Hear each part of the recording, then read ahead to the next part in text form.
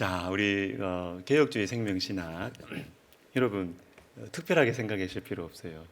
우리가 성경 66권을 가지고 우리가 신앙생활을 하는데 근데 이게 여러분 성경을 이렇게 보면 다 하나님 말씀이고 뭐 다 중요하다 이렇게 생각하지만 이게 정리가 돼야 될 거 아니에요. 이게 정리가 돼야 우리의 실제 삶 속에서 이럴 때는 이게 필요하고 이럴 때는 이 말씀의 정신이 이런 게 필요하다. 이 정리가 돼야 될 거 아니에요. 제가 보니까 이 개혁주의 생명신학은 성경을 가지고 우리가 신앙생활 하는 데 있어서 제일 정리가 잘 돼 있다. 균형이 잡혀 있게 정리가 잘 돼 있다. 이렇게 볼 수가 있습니다. 그래서 여러분 앞에 있는 그 교재 다 받으셨죠? 예, 교재 쭉 보시면 되고 앞에 있는 부분들은 여러분 읽어보시면 되겠습니다. 읽어보시면 되고 자 이제 넘어가서 우리 1강, 2강, 3강 자 개혁주의 생명신학의 7대 실천운동이라는 것이 있습니다. 7대 실천운동 이게 우리 신앙생활을 잘 정리한 거예요. 맞습니다. 잘 정리한 건데 이 7개의 이 7대 실천운동을 제가 생각하고 고민하고 제가 뭐 이런저런 기회들로 이 개혁주의 생명신학 강의를 뭐 여러 차례 했는데요. 이렇게 생각해보고 저렇게 고민해보고 이렇게 하다 보니까 이번에 또 강의를 또 새롭게 또 정리하고 또 교재도 만들어야 되겠다 이렇게 생각을 하면서 보니까 3가지 정도의 큰 이 어떤 뭐랄까요 카테고리라고 할까요? 이게 순서가 이렇게 돼 있구나라는 생각이 들었습니다. 그래서 신앙운동, 신학회복운동, 신앙운동, 신학회복운동 이거는 뿌리다. 뿌리. 왜냐하면 신앙운동, 신학회복운동 이게 뿌리 1강인데요. 이것은 하나님의 말씀을 강조하는 겁니다. 하나님의 말씀을 강조하는 겁니다. 그게 뿌리예요. 이게 뿌리. 그리고 그 다음에 나오는 이 4개 회개 용서운동, 영적 생명운동, 하나님 나라운동, 나눔운동 이것은 열매입니다. 열매. 하나님 말씀을 우리가 중요하게 생각하고 딱 붙들고 있으면요 여기에서 회개 용서 운동이 일어납니다. 우리 속에 회개와 용서가 일어납니다. 그리고 우리 속에 영적인 생명이 우리 속에 생겨나요. 영적인 생명은 여러분 요즘에 이 현대 사회에 와서 요즘 우리 사회가 여러분 굉장히 과학적인 것처럼 보이시죠? 과학적인데 숨겨져 있는 많은 현대인들의 부분은 굉장히 신비적입니다, 여러분. 신비적인 체험을 굉장히 많이 강조해요. 예. 그래서 한편으로는 굉장히 최첨단을 달리는 것 같지만 심지어는 최첨단을 달리는 사람들도 한쪽 구석에서는요 어떤 신비적인 체험을 추구합니다. 그게 단, 기, 이런 거, 뉴에이지 이런 이게 섞여 있습니다. 우리 지금 이 시대가 섞여 있습니다. 섞여 있어요. 그래서 여러분 우리가 영적인 생명이다 이렇게 했을 때 성경에서 말하는 영적인 생명은 성경을 이렇게 붙들고 성경을 묵상하고 성경을 소중하게 여기고 있으면 생기는 생명입니다. 이게 예수 그리스도의 생명이죠. 이게 생명입니다. 영적 생명은. 그리고 나서 회영, 하나님 나라 운동. 이건 우리의 삶에서 말씀을 실천하며 사는 겁니다. 하나님 나라 운동, 그 다음에 나눔 운동, 나누는 거. 요까지가 열매예요, 열매. 말씀 붙들고 있으면 삶의 열매가 나타납니다. 그런데 이게 어떻게 가능하냐? 여러분 말씀 붙들고 알아도 실천할 수 있습니까? 안 돼요. 힘이 필요합니다. 힘이. 이게 마지막 기도 성령 운동. 이게 원동력. 3강. 그래서 뿌리, 열매, 원동력. 이 7대 실천 운동 이렇게 구성되어 있구나. 제 나름대로 정리가 되는 것입니다. 자, 그러면 개혁주의 생명신학이 뭐냐? 자, 여러분 개혁주의 생명신학은 쉽게 말하면 이겁니다. 개혁주의 신학 플러스 예수 그리스도의 생명입니다. 자, 그런데 교회 다니시는 분들, 특별히 이 장로교회에서 오랫동안 이렇게 생활하신 분들은요, 개혁신학, 개혁주의 신학이 굉장히 많이 들었습니다. 근데 이게 정확하게 뭔지를 몰라요.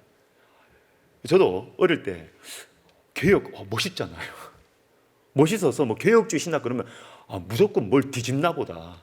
뭔가 정의를 붙들고 뭔가 바른 걸 추구하고 이런가 보다 그냥 이렇게 생각했어요. 개혁주의가 뭔지를 안 가르쳐줬어요, 교회에서. 가르쳐줘도 제가 그냥 졸았을 수도 있고요. 근데 개혁주의 신학이라는 것은 뭐냐면 정확하게 이야기하면 종교개혁주의 신학입니다.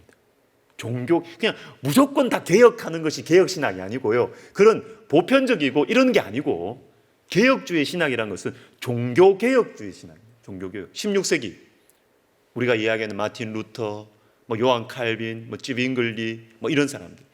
종교개혁주의 신학을 개혁주의 신학, 개혁신학 이렇게 말하는 거예요. 자, 그런데 아니 개혁주의 신학이면 되지 또 무슨 개혁주의 생명신학이냐? 자, 이건 여러분 제가 이렇게 학교 공부를 하면서 저는 우리 학교에서 공부했거든요. 개혁주의 신학을 공부했습니다. 주로 요한 칼빈뿐만 아니라 개혁주의 신학 그 다음 개혁주의 신학의 후예들 18세기, 17세기 와 어떤 과목은 듣는데요. 수학 시간인 줄 알았습니다. 진짜로. 여러분 고등학교 때 명제 배우시면서 역, 이, 대우 이런 거 배웠잖아요. 그럼 그거는 장난이에요, 장난. 분명히 신학 수업이에요. 근데 그 교수님은 너무 좋은 분이었어요. 저도 개인적으로 원래 아는 분이었고, 우리 학교 교수님 말고요. 참 유하고 그런데 이분이 전공이 뭐냐면 이 논리, 성경 안에서 나오는 그 논리로 이걸 푸는 거예요. 와, 제가 진짜 이거 숙제하고 소논문 쓰고 하면서 이렇게까지 봐야 되나 이거 성경을. 분명히 성경을 이야기합니다. 그런데 그 안에 막 세상의 이 논리를 끄집어 와가지고요. 막 이렇게 됐으면 어떻게 됐을 것이냐. 가룟 유다가 태어나지 않았으면 그게 어떻게 될 것이냐. 이걸 논리적으로 막 이렇게 막 해나가는데 와, 제가 공부하면서도 뭐야 이거 왜 이렇게 신학이 어려워졌어? 이런 생각이 드는 것입니다. 이게 문제죠. 이게 교회 세우는 데는 아무 소용이 없어요. 논문 쓰는 데는 소용이 있어요. 새롭거든요. 그런데 공부하는 데는 매력이 있어요. 그런데 교회 세우는 데는 이걸 가지고 만약에 앞에서 제가 그 과목 논문 쓴 거 가지고 여러분들한테 강의를 하면 제가 여러분 10분 안에 재울 수 있습니다. 제가 10분 안에 재웁니다, 여러분. 10분 안에 재웁니다. 무슨 말을 하는지 이게 문제였다는 것이죠. 이게 분명히 종교개혁은 영적 부흥운동입니다, 여러분. 영적 부흥운동. 박해 가운데서 박해를 받으면서 하나님 말씀의 권위를 세웠던 것이 종교개혁이에요. 그런데 이 종교개혁 운동이 시간이 가면 갈수록 완전히 이게 그냥 논리 싸움에 들어가 있는 거예요. 논리 싸움. 그래서 이번 학기 또 그 전문대학원에서 이 종교개혁 후예들, 이 17세기, 18세기 이 신학을 전문대학에서 가르치시더라고요. 박사과정 가르치시는 교수님이 그러더라고요. 본인 그 스승님의 책을 가르치신대요. 학생들한테. 가르치시는데 학생들한테 이야기했답니다. 나도 모르겠다 이거. 내가 교수인데 나도 모르겠다. 당신들한테 필요 없다 이렇게 이야기했대요. 필요 없는데 이 책을 보면서 당신들 논문 쓸 때 필요한 것만 뽑아가라 뽑아. 다 이해하려고 나도 이해가 안 된다. 내가 이분 밑에서 배웠지만 이분 말로는 다 이해를 못하겠다는 거. 못하겠다는 거. 여러분 상상 이상입니다. 여러분들은 그 공부를 안 하셔서 그렇지만 보면 여러분 정말 상상 그 이상입니다. 이야, 이렇게까지 해야 되나? 이렇게까지 해야 되나? 진짜 상상 이상입니다. 그래서 분명히 교회를 세우는 신학이고 영혼을 살리는 신학으로 개혁주의 신학이 시작이 되었는데 세월이 가면서 교회와 상관이 없어요. 머리가 막 혼돈스러워요. 그러니까 그렇게 되면 어떻게 됩니까? 개혁주의 신학이 원래 가지고 있던 영적인 생명력이 죽어버리는 것입니다. 이게 우리나라까지 영향을 미쳐온 것이죠. 그래서 설립장 목사님 이야기하신 것이 개혁주의 신학 좋다. 좋은데 거기에 예수 그리스도의 생명이 빠졌다는 것이죠. 어디 가냐 그거. 개혁주의 신학의 예수 그리스도의 생명을 회복하자. 이게 개혁주의 생명신학이에요. 그래서 제가 이걸 제일 처음에 이야기하면서 이 잘 정리가 됐는데 이게 참 균형이 잡혔다 이렇게 말하는 이유가 뭐냐면, 여러분 우리나라는 이게 감사하게도 그리고 특이합니다. 특이하게도 여러분 미국에서 최대 교단이 어느 교단인 줄 아십니까? 우리나라의 최대 교단이 어디예요? 간단하게 이야기해서 뭐 합동통합 이런 게 아니고 감리교일까요? 장로교일까요? 오순절일까요? 순복음일까요? 침례교일까요? 한국에서 최대 교단은 장로교입니다. 장로교. 장로교 안에 나누어져서 그랬지 하여튼 장로교가 제일 많아요. 이거는 너무나 기이한 현상입니다. 세계에 이런 데가 없어요. 미국에서 최대 교단이 어디냐면 남침례교단입니다. 침례교단이 최대 교단이에요. 미국의 최대 교단. 김장한 목사님, 한국에서는 침례교단 작거든요. 근데 김장한 목사님이 대단하신 게 미국의 최대 교단입니다. 남침례교단. 거기에 전체 세계 침례교의 전체 대표로 하셨어요. 우리나라에서는 침례교 이러지만 세계적으로는 침례교가 엄청 강합니다. 엄청 강합니다. 우리나라의 장로교 교회가 장로교단이 이렇게 많이 된 것 한편으로는 감사해요. 왜? 교리적으로 튼튼하거든요. 바른 교리를 가르칩니다. 그런데 문제는 장로교가 강했던 곳, 뭐 영국도 그렇고 장로교가 강했던 곳은 점점 세월이 가면서 교회가 죽어요. 교회가 죽었어요. 이상하죠? 진리가 제대로 가르치면 교회가 살아야 됩니다. 장로교는 종교개혁들의 후예입니다. 그런데 시간이 갈수록 교회가 죽어요. 이거 어떻게 봐야 돼요? 그런데 우리나라에 너무나 감사한 것은 뭐냐면 우리나라는 장로교단이 가장 많음에도 불구하고 우리나라는 교단에 관계없이 살아있는 교회들은 다 순복음 같아요.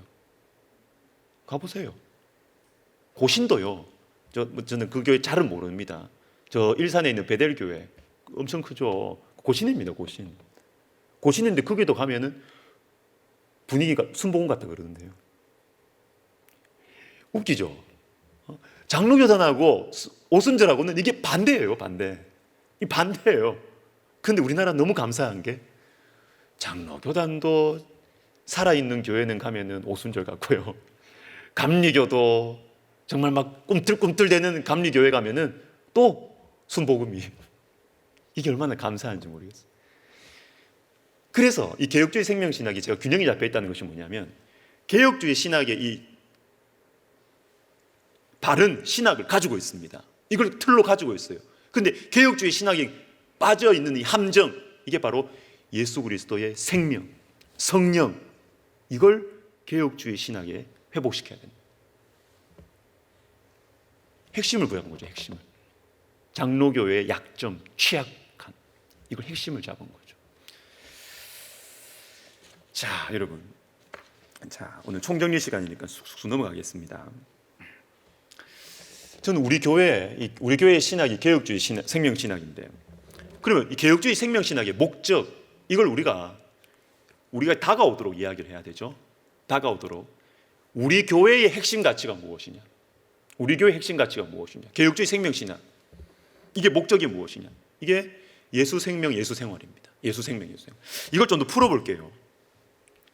실체가 있는 신앙생활을 하자는 것입니다. 실체가 있는 신앙생활을 하자. 실체. 이걸 다시 말하면 그냥 문화생활로 신앙생활 하지 말자는 겁니다. 문화생활, 교양생활로 신앙생활 하지 말자는 겁니다. 살아있는 생명의 관계, 살아있는 생명의 관계. 우리 하나님 살아계신다 그러잖아요. 자, 제가 이게 잊어버릴 수 없는 한 경험이 있습니다. 제가 청년들, 대학생들 사회 가다가 그 다음에 직장 다니는 청년들 같은 교회에서 이어서 사역했는데요. 거기에 아주 똑똑한 여자분이 그 불신자, 완전히 초짜가 우리 교회에 왔어요. 서울대에서 심리학과 공부하는 자매였습니다. 대학원생이었어요. 딱 와서 굉장히 솔직해요, 사람이. 솔직하면 좋아요. 솔직하면 희망이 있습니다, 여러분. 근데 이분이 와가지고 제가 하고 나서 그다음 학교 가서 만났어요. 만나서 대화를 하는데 교회 와서 느꼈던 충격. 하나님 사랑합니다. 하나님 경배합니다. 찬양 시간에 가사들이 그렇잖아요. 자기가 와서 이렇게 보면서 받았던 충격. 공산당 아이가 이거. 김일성 수령 아버지 이거 아닌가 이 생각이 들더라는 겁니다. 근데 저는 그거 이야기 들으면서 맞다 그랬습니다. 맞다 그랬습니다. 핵심을 잡았구나. 여러분, 아무것도 모르는 사람이 핵심을 잡습니다. 원래 이게 오래 다닌 사람은요, 잘 표현을 잘 못해요. 신선하게 표현을 못합니다. 근데 금방 들어온 사람은 문제 핵심을 딱 잡습니다. 교회 그냥 김일성, 김정은 앞에서 이렇게 하는 거, 그게 회복돼야 된다. 저는 그렇게 봅니다. 왜? 하나님 살아계시거든요. 하나님 안 살아계시고 하나님 이건 사상인데, 사상이신 하나님께 하나님 경배합니다, 사랑합니다. 그 뭐예요? 그 엉터리지. 그 거짓말 아니에요. 우리가 플라토닉 러브를 하는 겁니까? 마음속으로 사랑하고 머릿속으로 그냥 사랑하고 예수님이 그냥 사상입니까? 예수 그리스도가 그냥 죽어있는 그냥 우상입니까? 우리의 신앙은 그런 게 아니거든요. 성경에서 말하는 것은 내가 이 세상 끝날까지 너와 함께 있으리라. 예수님 살아계시거든요. 살아계시거든요. 그러면 살아계신 그 인격체와 나는 관계를 맺는 것, 이게 신앙생활의 핵심이거든요. 예수 그리스도의 십자가로 말미암아 우리가 하나님과 우리 사이에 인격적인 관계가 맺어졌거든요. 그러니까 정말 우리가 하나님 아버지 이렇게 하면 진짜 내 앞에 계신 분한테 살아계신 하나님 아버지 이런 느낌으로 우리가 신앙생활을 해야 된다. 이게 예수 생명, 예수 생활입니다. 그러니까 우리가 문화생활하고 기독교 문화 좋네, 기독교 문화 좋네, 기독교 교양 좋네, 이렇게 하면 교회가 죽고 영혼이 죽어요. 여러분 아십니까? 여기 어딘지 제가 정확하게 모르겠어요. 한 번은 가봤는데 주은혜 교회라고, 주은혜 교회 박영덕 목사님이라고 분이 있습니다. 저희 때하고 제 윗때는 다 아실 거예요. IBF 하시고 하신 분들은 아실 건데, 차마 신이 없다고 말하기 전에 이런 유명한 분. 그러니까 이분이 정말 이게 캠퍼스 사회가 하는데 정말 하나님께서 놀랍게 사용하셨어요. 옛날 캠퍼스 사이에 불같이 일어났죠. 80년대 후반, 90년대 초반 피크였죠. 그래서 대구 영남대 이런 데 이분이 사회 가셨는데, 대구 영남대에는 그 IBF가 300명, 400명 이렇게 왔어요. 강력했죠. 근데 이분이 영국에 유학을 갔습니다. 어느 정도 사역을 마무리하고 영국 유학을 갔습니다. 근데 가서 이분이 돌아왔어요. 실망하고. 존 스토트의 나라, IBF 존 스토트 영향력 크잖아요. 존 스토트의 나라, 영국 갔다가 실망하고 돌아왔어요. 왜? 사회 전반적으로 기독교 문화가 딱 자리 잡혀 있는 건 너무 좋더래. 사람들의 생활, 어떤 사람들의 어떤 법이나 사람들의 어떤 교양, 이런 것들이 기독교 문화가 이렇게 싹 젖어 있는 거예요. 굉장히 젠틀하고 아주 정의롭고 좋죠. 민주적이고. 그런데 복음이 너무 약해진 거예요. 그냥 기독교가 문화화 돼버린 거예요. 그 이분이 배울 게 없다 이거. 배울 게 없다. 꺾고 왔습니다. 꺾고 왔습니다. 여러분, 기독교가 삶의 우리의 부분에서 좋은 영향을 미치고 부정한 부분들을 우리가 정의롭게 하고 문화를 발전시키고 좋아요. 그게 나쁘다는 것이 아닙니다. 그런데 복음이 끝까지 뜨거워야죠. 복음은 살아있는 가운데 문화가 계속돼야지. 복음은 죽고, 영국 런던 시장이 무슬림이라는 거 아십니까 여러분? 복음은 죽고 문화만, 기독교 문화만 남았어요. 그건 뭡니까? 영혼이 변하는 거 없습니다. 교양 생활이죠. 우리 교회가 추구하는 핵심 가치는 우리의 신앙 생활이 허공을 잡는 거나 실체가 없거나 문화생활이나 교양에 머물러서는 안 된다. 성경대로 살아계신 하나님과 인격적인 관계를 맺는 것, 이게 우리 교회의 핵심 가치다. 이게 개혁주의 생명신학이다. 저는 그렇게 봅니다. 자, 넘어갑시다. 첫 번째 우리 신앙운동을 보시면요, 신앙운동 우리 정의는 같이 한번 읽어보겠습니다. 교재를 잘 따라오시면 좋겠습니다. 우리 신앙운동 정의 박스 안에 있는 거 같이 읽습니다. 개혁주의 생명신학은 성경이 유일한 표준임을 믿고 개혁주의 신학을 계승하려는 신앙운동이다. 자, 신앙운동은 성경은 하나님의 말씀입니다. 이겁니다. 성경은 하나님의 말씀입니다. 이게 뿌리죠, 뿌리. 성경은 하나님의 말씀입니다. 그런데 여러분, 우리가 이 성경을 우리가 접근을 할 때, 성경 접근을 할 때 뭐 다른 거 뭐 여러 가지 말할 수 있지만은 두 가지 방향으로 우리가 갈 수 있어요. 자, 하나님 말씀은 하나님 말씀만으로 남아 있으면 안 됩니다. 하나님 말씀과 성령은 같이 가야 됩니다. 같이. 근데 이게 원래 자연스럽게 같이 분리된 게 아니에요. 우리가 분리시켰지. 그래서 여러분, 성경을 그냥 이렇게 그냥 공부하듯이 읽는 게 아니고요, 성경을 진짜 사랑하면 그 사람 속에 불이 붙습니다. 그리고 반대로 그 사람 속에 불이 먼저 붙었다, 성령 충만함을 받았다, 그러면 나타나는 현상이 뭔지 아십니까? 성경이 그렇게 재밌어집니다. 그전 재미가 없어서 성경이. 그런데 성령 딱 받으면 성경이 재밌어져요. 성경이 재밌어져요.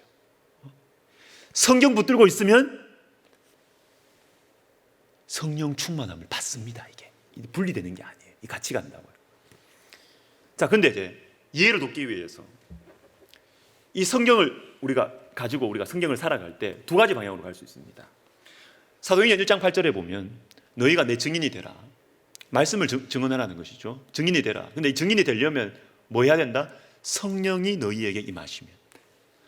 말씀을 지킬 수 없으니 우리가 우리 힘으로 성령을 받을 때 말씀을 지킬 수 있다는 것입니다. 자, 요 방향 하나. 근데 두 번째 방향도 있습니다. 두 번째 방향이 뭐냐면 데살로니가 전서 2장 13절 우리 같이 읽습니다. 데살로니가 2장 13절 시작. 우리가 하나님께 끊임없이 감사함은 너희가 우리에게 들은 바 하나님의 말씀을 받을 때에 사람의 말로 받지 아니하고 하나님의 말씀으로 받음이니 진실로 그러하도다. 이 말씀이 또한 너희 믿는 자 가운데서 역사하느니라. 자, 보세요. 하나님 말씀이 역사하기 위해서 우리는 성령을 받아야 하나님 말씀이 역사합니다. 이게 사도행전 1장 8절의 논리입니다. 그러면 데살로니가전서 2장 13절의 설명 방향은 뭐냐면 믿는 자 가운데서 역사를 한답니다. 반대죠, 방향이. 성경은 두 가지를 다 이야기하고 있습니다. 두 가지 다 이야기하고 있습니다. 제가 볼 때는 두 가지 다 이야기합니다. 성령을 받아야 하나님 말씀의 역사가 나타난다. 오케이, 맞아요. 그리고 반대도 맞습니다. 이 말씀의 권위를 믿고 내 마음에는 동하지 않아도 순종해버리는 것입니다. 순종해버리면 믿는 자 가운데서 역사가 나타납니다. 하나님의 말씀이란 것은 믿는 자에게는 말씀이 나타난다는 것입니다. 여기도 이게 두 가지 방향이 다 있다는 것입니다. 두 가지 방향. 자, 그런데 우리의 현실이 어떠냐? 여러분, 이 성경, 참 여러분, 이게 강의 시간이니까 제가 좀 자유롭게 또 예화도 많이 쓰면서 이렇게 합니다. 제가 우리 학교 오기 전에요, 제가 아주 존경하는 한 목사님이 계시는데 그분이 그 당시에, 지금은 한국에 와서 목회를 하고 계시지만 그 당시에 영국에 계셨어요. 영국에서 구약을 공부하시고 하셨는데 이분이 저한테 메일을 주고받게 됐어요. 뭐 이런저런 뭐 제가 묻기도 하고 이렇게 하면서. 그럼 이분이 저한테 야, 너 영국에 왔나? 그래. 영국에 오라. 영국에 와라. 왜 그러시냐? 왜? 영국에 와서 나하고 같이 성경의 권위를 위해서 같이 싸우자는 거예요. 성경의 권위를 위해서 같이 싸우자. 구약학자입니다. 그래서 학회를 가고 이렇게 하는데 성경으로 논문 발표하는 학회에 가면 성경의 권위를 안 믿는 학자들이 너무 많은 거예요. 그래서 이걸 가지고 이분이 싸우는데 너무 힘이 든다는 거예요. 자기 혼자 싸우는 게 너무 힘이 든다는 거예요. 여러분, 신학 공부했다. 그러면 여러분 어떤 생각하세요? 와, 저분 신학 공부했대. 그러면 야, 저분 성경 잘 알겠지. 이런 생각 하잖아요. 평신도인 여러분들은 그렇게 생각하잖아요. 근데 아닙니다, 여러분. 지금은 그게 아니라니까요.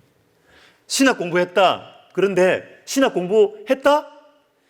성경의 66권 하나님 말씀입니까? 이거 안 믿는 분들 상당히 많습니다. 상당히 많습니다. 외국 분들은 더 하고요.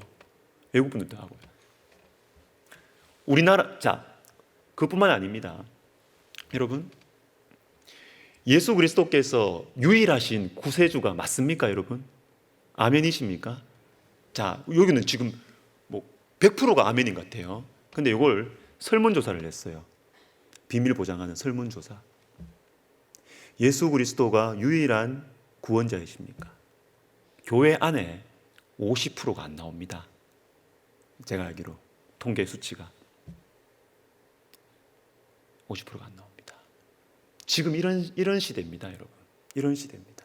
지금 이런 시대입니다. 우리 교회는 토양이 좋죠. 우리 교회는 안 그렇습니다, 여러분. 지금 우리의 현실은 성경의 권위가 아주 무시되고, 자, 이거 하나의 예가 뭐냐면 예레미야 36장에 보면 여호야김 왕이 있었어요. 여호야김 왕이 하나님께서 예레미야에게 주신 이 말씀을 이 여호야김 왕이 그 앞에서 들어요. 바룩을 통해서 들어요. 듣는데 그 양피지로 이렇게 옛날 썼을 거 아닙니까? 두루마기. 근데 이 왕이요, 하나님의 말씀인 줄 알면서 한 장 딱 읽으면 가져와서 찢어버리는 거예요. 찢어버리고 불로 태우는 것입니다. 제가 지난주 일부 예배 때만 요거 설명했습니다. 하나님 말씀 찢어버리는 것입니다.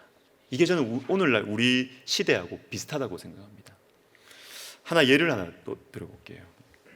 2015년도에 미국에서 큰 소송이 붙었습니다. 차별금지법과 관계해서. 차별금지법 하면 여러분 동성애가 합법이 되죠. 자, 동성애 합법이 되면 동성애를 정죄하고 불법이라 정죄하는 책은 불법 서적이 됩니다. 그 법에 근거해서. 그러면 차별금지법에 의해 미국이 다 통과됐으니까 차별금지법에 의하면 불법 서적은 뭡니까? 성경이 불법 서적이 되는 거죠. 여러분, 이게 보통 넘을 문제가 아닙니다. 성경이 불법 서적이 됩니다. 불법 서적.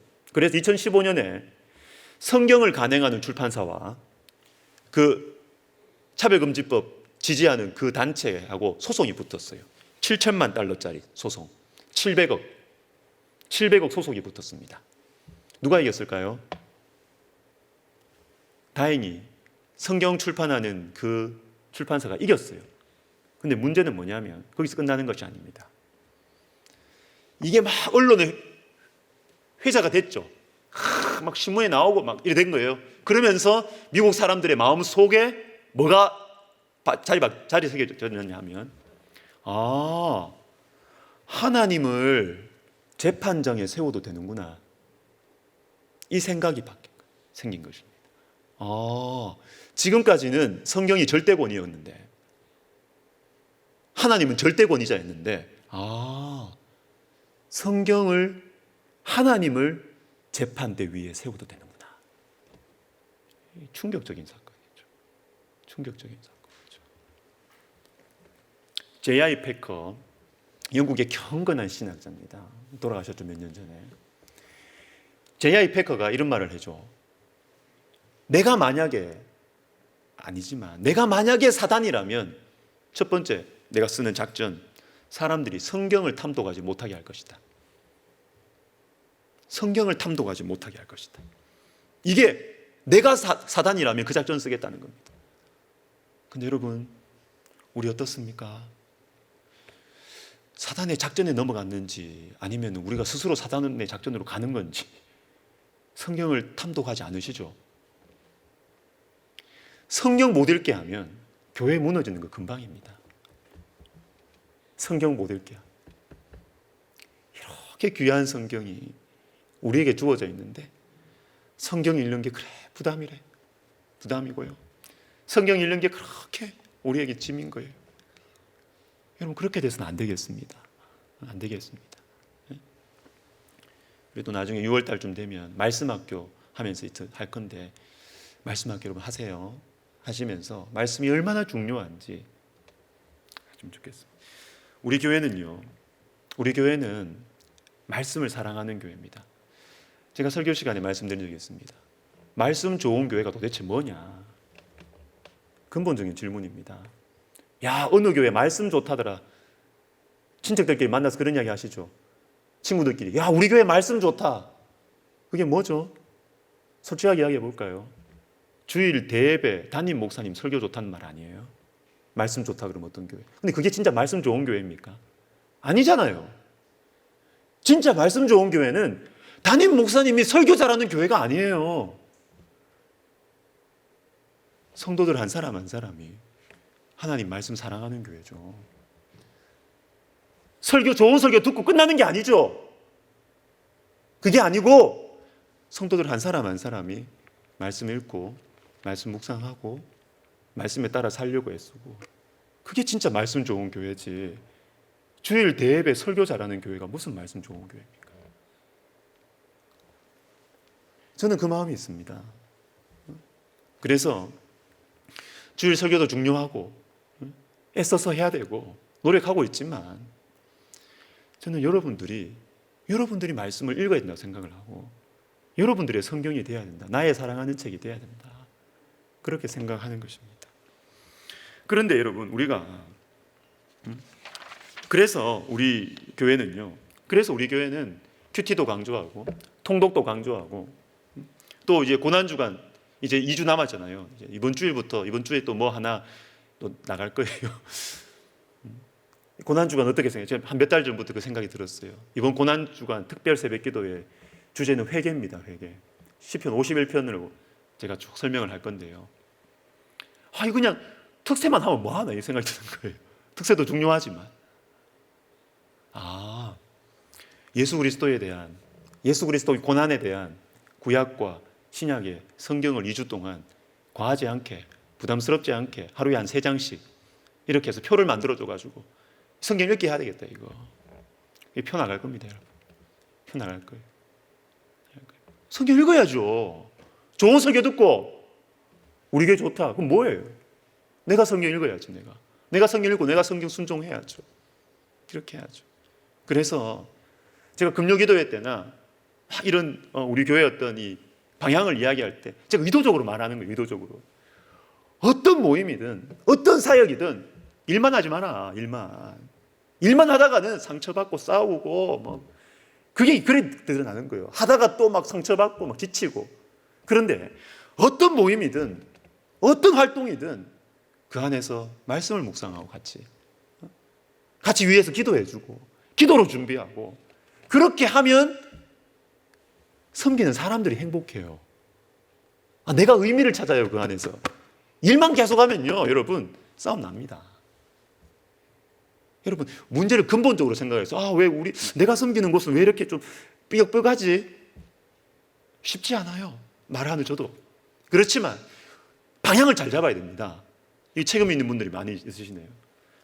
그렇구나. 우리 부서 내가 섬길 때 어떻게든 같이 큐티하고 같이 위해서 기도하고 이게 돼야 우리 안에 있는 이 생명의 역사가 흘러가는구나. 이 방향으로 가야 됩니다. 우리 교회는. 그래서 제가 이렇게 한다 왜 말하겠어요? 이렇게 하라는 거예요. 이렇게 하시라는 거예요. 두 번째 신학 회복 운동. 신학을 회복해. 신학은 좋은 건데 뭘 또 회복을 해요? 아까 말씀드린 바로 그런 겁니다. 신학이 지금 회복돼야 되는 상황이 됐다는 것입니다. 신학이 회복돼야 되는 상황이 되었다는 것입니다. 제가 첫번 논문들이 있으니까 제가 어떤 교회에 갔어요. 몇 년 전에 여러 차례 갔습니다. 그 교회 목사님 참 좋으시더라고요. 개척하셔가지고 남양주 쪽에 젊은이들 많이 모이는 그 주거 아파트 단지 해가지고 이렇게 하는데 사역 잘 하시더라고. 근데 이분이 사역을 잘 하시다 보니까 그 교단에서 이분한테 이 신학교 커리큘럼 이 개정을 맡긴 거예요. 신학교 커리큘럼 개정을 맡겼어. 그래서 이분이 잘 보고 개정을 해갔어요. 목회를 하시는 분이니까 목회자를 기를 수 있는 커리큘럼으로 갔어요. 그럼 뭐겠습니까? 간단한 신학적 내용, 뭐 조주신학, 개론, 그죠? 또 뭐 이렇게 뭐 신조학 있어야 되고, 교회 역사 간단하게 딱딱딱딱 기본적인 거 하고 나서 그 다음에 다 성경 가르치는 거죠. 성경 가르쳐야 돼요, 여러분. 교회 와서 여러분 제가 목회자로서 목회할 때 제일 아쉽고 답답하고 필요한 게 뭔지 아십니까? 성경이 성경을 가르쳐. 성경을 가르쳐. 그렇게 이분이 커리큘럼 딱 개정해서 갔어요. 그 학교에 높은 분들 딱 있고 이렇게 딱 하니까 안 되는 거예요. 개정이 안 되는 거예요. 왜? 뭐 예를 들어서 난 그거 잘 모릅니다. 에큐메니칼 신학 뭐 이렇게 그분이 이야기하더라고요. 에큐메니칼 신학을 뭐 한 학기나 두 학기나 계속 가르쳐야 된대요. 이걸 포기할 수 없대요. 그러니까 이런 종류의 어떤 이 신학을 교수님들이 포기를 못하는 거예요. 포기를 못해서 커리큘럼이 뭐가 빠져줘야 다시 들어갈 거 아니에요. 개정이 안 되는 거예요. 왜 그럴까요? 그게 뭐 중요하겠죠. 뭐 신학적 의미가 있겠죠. 그렇지만 본인이 외국에서 공부한 전공이 그런 거예요. 이거 안 하면은 안 된다 생각하는 거예요. 그거 가르쳐서 목회자 양성 못 하거든요. 목회자는 성경을 가르쳐요. 성경 가르치고 성경 배우면서 은혜 받고 그래야 교회를 세우고 영혼을 세우는 목회자가 될 수 있거든요. 이런 차원이 뭐냐면 신학을 회복하자는 겁니다. 신학을 회복하자. 아브라함 카이퍼 네덜란드 네덜란드 참 안타까운 나라입니다. 내가 언제 설교할 건지 모르겠는데 이번 주일인지 특세인지 요즘 하도 여러 개 설교를 지금 같이 동시에 준비하고 있어가지고 어느 설교인지 모르겠어요. 네덜란드 안타까운 나라입니다. 아브라함 카이퍼의 나라 네덜란드는 여러분 종교개혁 이후에 박해를 받던 사람들이 북으로 그래서 똑똑한 사람들 문화, 지성 이런 재원들이 네덜란드에 딱 모이죠. 그래서 그 안에서 무역이 발생하고 무역이 뛰어나게 되고 그리고 문화, 렘브란트의 나라 문화 그리고 개혁 신학이 네덜란드에서 뽑힙니다. 네덜란드에 왜 네덜란드로 유학을 가요? 거기에 개혁 신학이 뽑혔기 때문에 그렇습니다. 남아공이 또 유명하죠. 남아공이 신학적으로 남아공 네덜란드의 사람들이 남아공 그 영향입니다. 그런데 아브라함 카이퍼가 이 사람 천재입니다. 천재. 대학 다닐 때 전국 논문 대회에서 1등한 사람입니다. 뭐에 무슨 교회론이었는데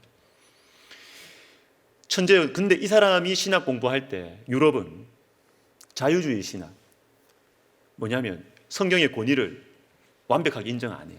인정 안 하고 사회와의 소통, 대화 좋아요. 이거 좋은 거예요. 시작은 좋았어요. 근데 사회와의 소통을 추구하다 보니까 교회와 예수 그리스도의 이 순수한 복음이 너무 약해져 버렸어요. 너무 약해져 버렸어요. 그런 풍토 안에서 신학 공부한 거예요. 근데 아브라함 카이퍼가 처음 젊었을 때 이제 어떤 시골 마을에 목회를 갔어요. 가서 처음부터 먹은 대로 나온다고 그 배운 신학대로 이렇게 설교한 거예요. 뭐 사회 분석도 하고 비판도 하고 아주 세련되고 멋있게 탁 설교를 했어요. 자기는 설교 잘했다고 생각했죠. 근데 딱 걸어서 나오는데 예배당 나오는데 한 할머니 권사님이 딱 붙드는 거예요. 목사님 설교 잘 들었습니다. 근데 다음 주에는 복음을 설교해 주십시오. 비웃었죠. 아브라함 카이퍼가 이 할매가 몰라서 그렇구나. 할매가 몰라 이렇게 고급 설교를 못 알아준다. 그 다음 주에도 또 그 설교한 거예요. 똑같이. 근데 그 할머니 또 따라 나와서 설교 잘 들었습니다.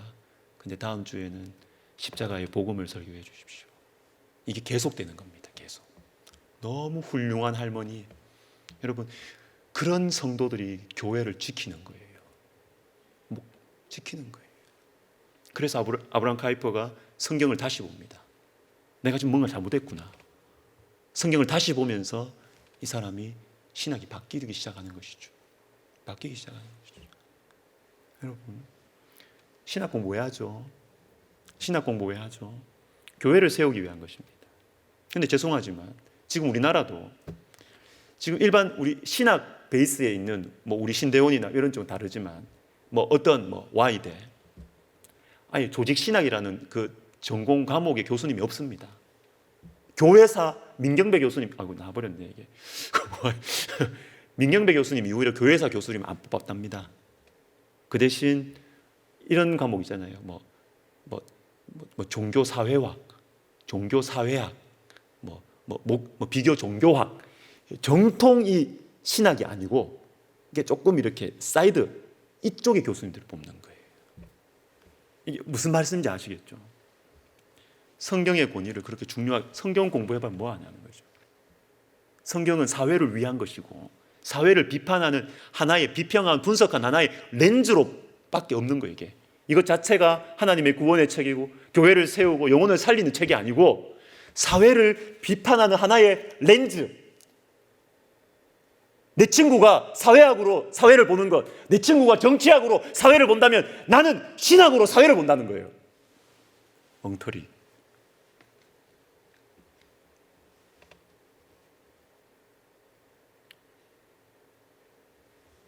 신학은 그게 아닙니다. 신학은 교회를 세워야죠. 영혼을 살려야죠. 영혼을 하나님께로 인도해야죠. 그거 하자는 겁니다. 그거.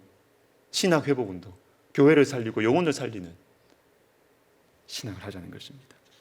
그럼 이렇게 하려면 어떻게 해야 되느냐? 우리가 성경을 보는 자세가 달라져야 돼요. 제가 두 사람을 이야기했어요. 두 가지 케이스를 이야기했습니다. 하나는 성경을 연구자의 관점에서 볼 것이냐, 아니면 성경을 증인의 관점에서 볼 것이냐. 이게 무슨 말일까요? 연구자의 관점에서 보면은 성경을 쪼개야 됩니다. 내가 이해를 해야 돼요. 이걸 쪼개고 이해하고 이걸 그게 목적입니다. 연구자는 그걸 해야 됩니다. 근데 증인은 뭐예요? 증인은 보고 들은 것을 말하지 아니할 수 없도다. 이게 증인의 정의예요. 내가 봐야 돼요. 글자를 보는 것이 아니라 내가 예수 그리스도의 부활의 첫 증인이다 막 달란 말이야. 증인이 뭐예요? 부활하신 예수 그리스도를 내가 만난 거예요. 그분의 말씀을 들은 거예요. 내가 보고 들은 것을 말하는 사람이 증인이에요. 내가 연구한 걸 말하는 게 아니에요. 내가 분석한 걸 말하는 게 아니에요. 그러니까 우리가 연구자의 관점이 아니라 증인의 관점으로 성경을 보면 성경이 굉장히 살아있겠죠. 그리고 진지한 질문이 들어오겠죠. 진지한 질문. 형제를 사랑해라. 마태복음 5장에 보니까 형제 사랑, 살인하지 말라 하면서 이어지는 말씀이 뭐냐면 예배드리러 가다가 형제와 불화했으면 형제와 화해하고 나서 예배드리러 가라. 이렇게 이 말씀을 딱 보고 그래, 여기 나오는 예물은 어떤 제사 때 드리는 예물이야? 여기에 나오는 이 형제는 도대체 그 바운더리가 어디까지야? 그건 연구자로서 공부하는 거예요. 필요 없다는 게 아닙니다. 그렇게 하더라도 마지막에 가서는 어떤 질문을 해야 되냐면 나는 예배를 잘 드리고 있는 나는 내 가까이에 있는 형제와 나는 화해했냐? 이 질문을 해야 된다는 거예요. 그래야 증인이 되죠. 증인이 되든지 나는 증인을 못하겠다고 말을 하든지. 이게 성경 보는 관점의 차이잖아요. 여러분, 우리가 정말 성경답게, 그래서 제가 우리 신학생들한테도 큐티하라고 계속 얘기합니다. 큐티해야 된다. 너 큐티하시라. 교목실 조교 왔더라고요. 큐티해라. 큐티하냐? 안 하는데 큐티해야 된다. 큐티해야 된다. 왜? 큐티의 본질이 이거거든요. 이게 이런 의미군요. 끝. 아닙니다. 그래서 나는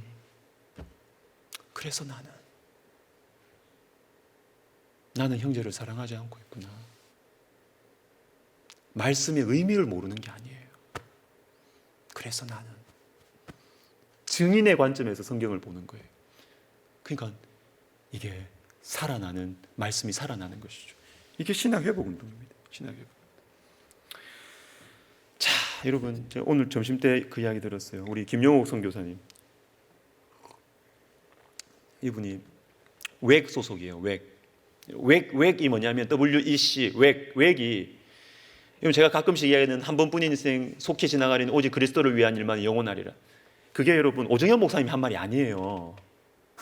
오정현 목사님이 한 말이 아니고 웩 선교단체를 만든 C.T. 스터드가 한 말입니다. C.T. 스터드가 영국의 귀족 자제입니다. 크리켓 선수, 영국에서 그 당시 인기가 제일 좋았던 이 크리켓이라는 이 유명한 선수입니다. 우리나라로 말하면 박지성, 손흥민 같은 사람이에요. 근데 이 사람이 하나님을 만나고 20대 때 캠브리지 7인 하나님께 인생을 던지죠. 보장된 미래와 자기의 가문과 이런 것들을 던지고 아프리카로 캠브리지 7명 젊었을 때 선교 나가기 전부터 영국 사회를 막 불을 붙이는 거예요. 캠브리지 7인. 근데 이 웩 단체의 대표가 우리나라 분이 됐대요. 기쁜 일입니다. 기쁜 일입니다. 근데 김영호 선교사님 이게 기뻐하시면서도 한편으로는 마음이 좀 아프신 거예요. 왜? 영국에 할 사람이 없는 거예요. 할 사람이 없는 거예요. 앞으로도 한국 사람 다 알아 이렇게 나온답니다. 분위기가. 왜? 선교에 헌신하는 사람들이 없으니까. 2%인데 지금 뭐. 여러분 교세가 중요합니다. 기독교 교세가 줄면 안 돼요.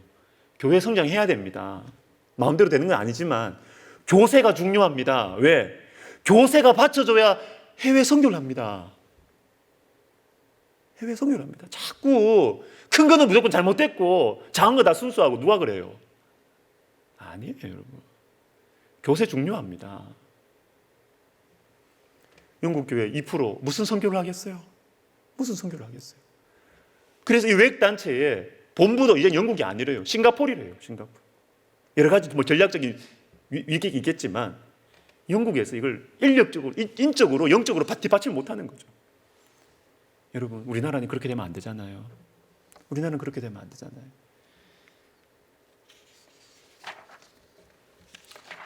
이제 2강으로 갑니다. 열매, 우리 속에 하나님 말씀을 이렇게 사랑하고 하나님의 말씀을 이렇게 붙들고 있으면 우리 안에서 일어나는 삶의 변화들이 나타나요. 그게 첫 번째가 뭐냐면 회개가 나타나요. 회개와 용서 나타납니다. 회개 용서 운동 정의를 우리 한번 읽어보도록 하겠습니다.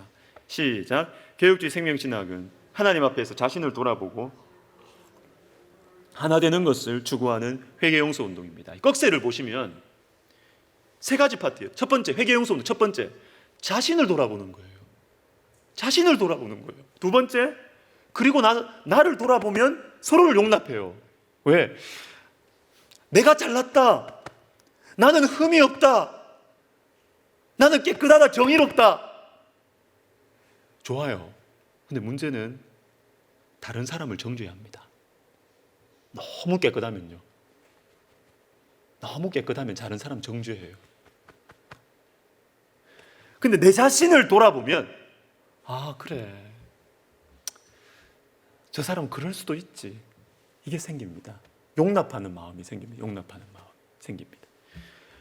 나를 돌아보고 그러면 서로를 용납하게 되거든요. 그러면 하나가 되는 거죠. 하나가 되는 거죠. 그래서 성경이 말하는 회개의 이 회개와 용서의 이 관계는 뭐냐면 용서받았기 때문에 용서하는 것입니다. 용서받았기 때문에 용서하는 것입니다. 골로새서 3장 13절에 같이 읽습니다. 골로새서 3장 13절 시작. 누가 누구에게 불만이 있거든 서로 용납하여 피차 용서하되 주께서 너희를 용서하신 것 같이 너희도 그리하고. 내 힘으로 용서하는 게 아닙니다. 내가 인격이 좋아서 용서하는 게 아니에요. 내가 용서받았으니까 용서하는 것입니다. 그러니까 나를 돌아봐야 돼요. 나를 돌아봐야 되는 것입니다. 그리고 여러분, 이 회개 용서 운동이 우리의 신앙의 이 자라남, 신앙의 성장에 있어서 얼마나 중요한지요. 제가 가끔씩 이야기 하잖아요. 제가 대학 다닐 때 그 더러운 형제들 6명, 7명 같이 살았다고 반지하에서 생활 공동체 생활을 했거든요. 뭐 돈도 없고 뭐 또 같이 예배도 드리고 경건 생활을 한다고 같이 이렇게 반지하방 2개에서 6명, 7명 이렇게 살았어요. 늘 빈대들은 한두 번씩 있어가지고 7, 8명씩 늘 있었어요. 이 같이 지내는데 거기가 그냥 밥 먹고 그냥 하는 것이 끝이 아니었어요. 자꾸 거기에서 인물들이 나와요. 자꾸 인물들이 나와요. 거기서 그 공동체를 책임지는 영적인 지도자들이 나와요. 목회자들도 많이 나왔습니다. 왜 그럴까요? 신앙의 이름으로 모였죠. 집은 좁죠. 욕실도 없어요. 내 양말 막 신고 가죠. 짜증나지 막. 근데 말은 못해. 이게 서로의 이 가시와 불편함과 이런 것을 대놓고 싸울 수는 없고 끙끙 앓으면서 품는 거예요. 끙끙 앓으면서. 저는 정말 들어가기 싫더라고요. 근데 한 4년 살았습니다. 들어가기 싫더라고요. 들어가면 짜증나지. 내 공간도 없지. 너무 싫은 거예요. 그런데 거기에서 안 맞는 사람, 짜증나는 사람, 뭐 붙들고 이렇게 막 어떻게 살아야 되는데 그렇게 하나 되려고 애쓰다 보니까 나도 모르게 신앙이 깊어지는 거예요. 여러분, 불편한 사람들 있습니까? 그 사람 복이에요. 그 사람 때문에 여러분 잘할 겁니다. 자꾸 편한 사람들하고 놀아보세요. 여러분 신앙 그냥 그 수준입니다. 불편한 사람 끌어안고 내 가슴에서 피가 나고 그렇게 할 때 우리 신앙이 이게 기독교 신앙이에요. 예수님을 알아요. 예수님의 마음을 알아가요.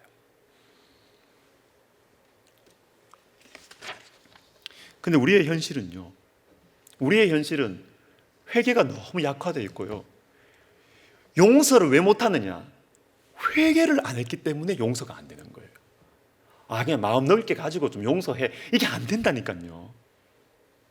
마음도 좁은 데다가 왜 용서가 안 되냐면 내가 하나님 앞에 정말 더러운 인간이라는 것을 내가 깊이 회개를 해야 더러운 사람을 용서할 수 있어요. 회개가 안 되면 용서 안 돼요.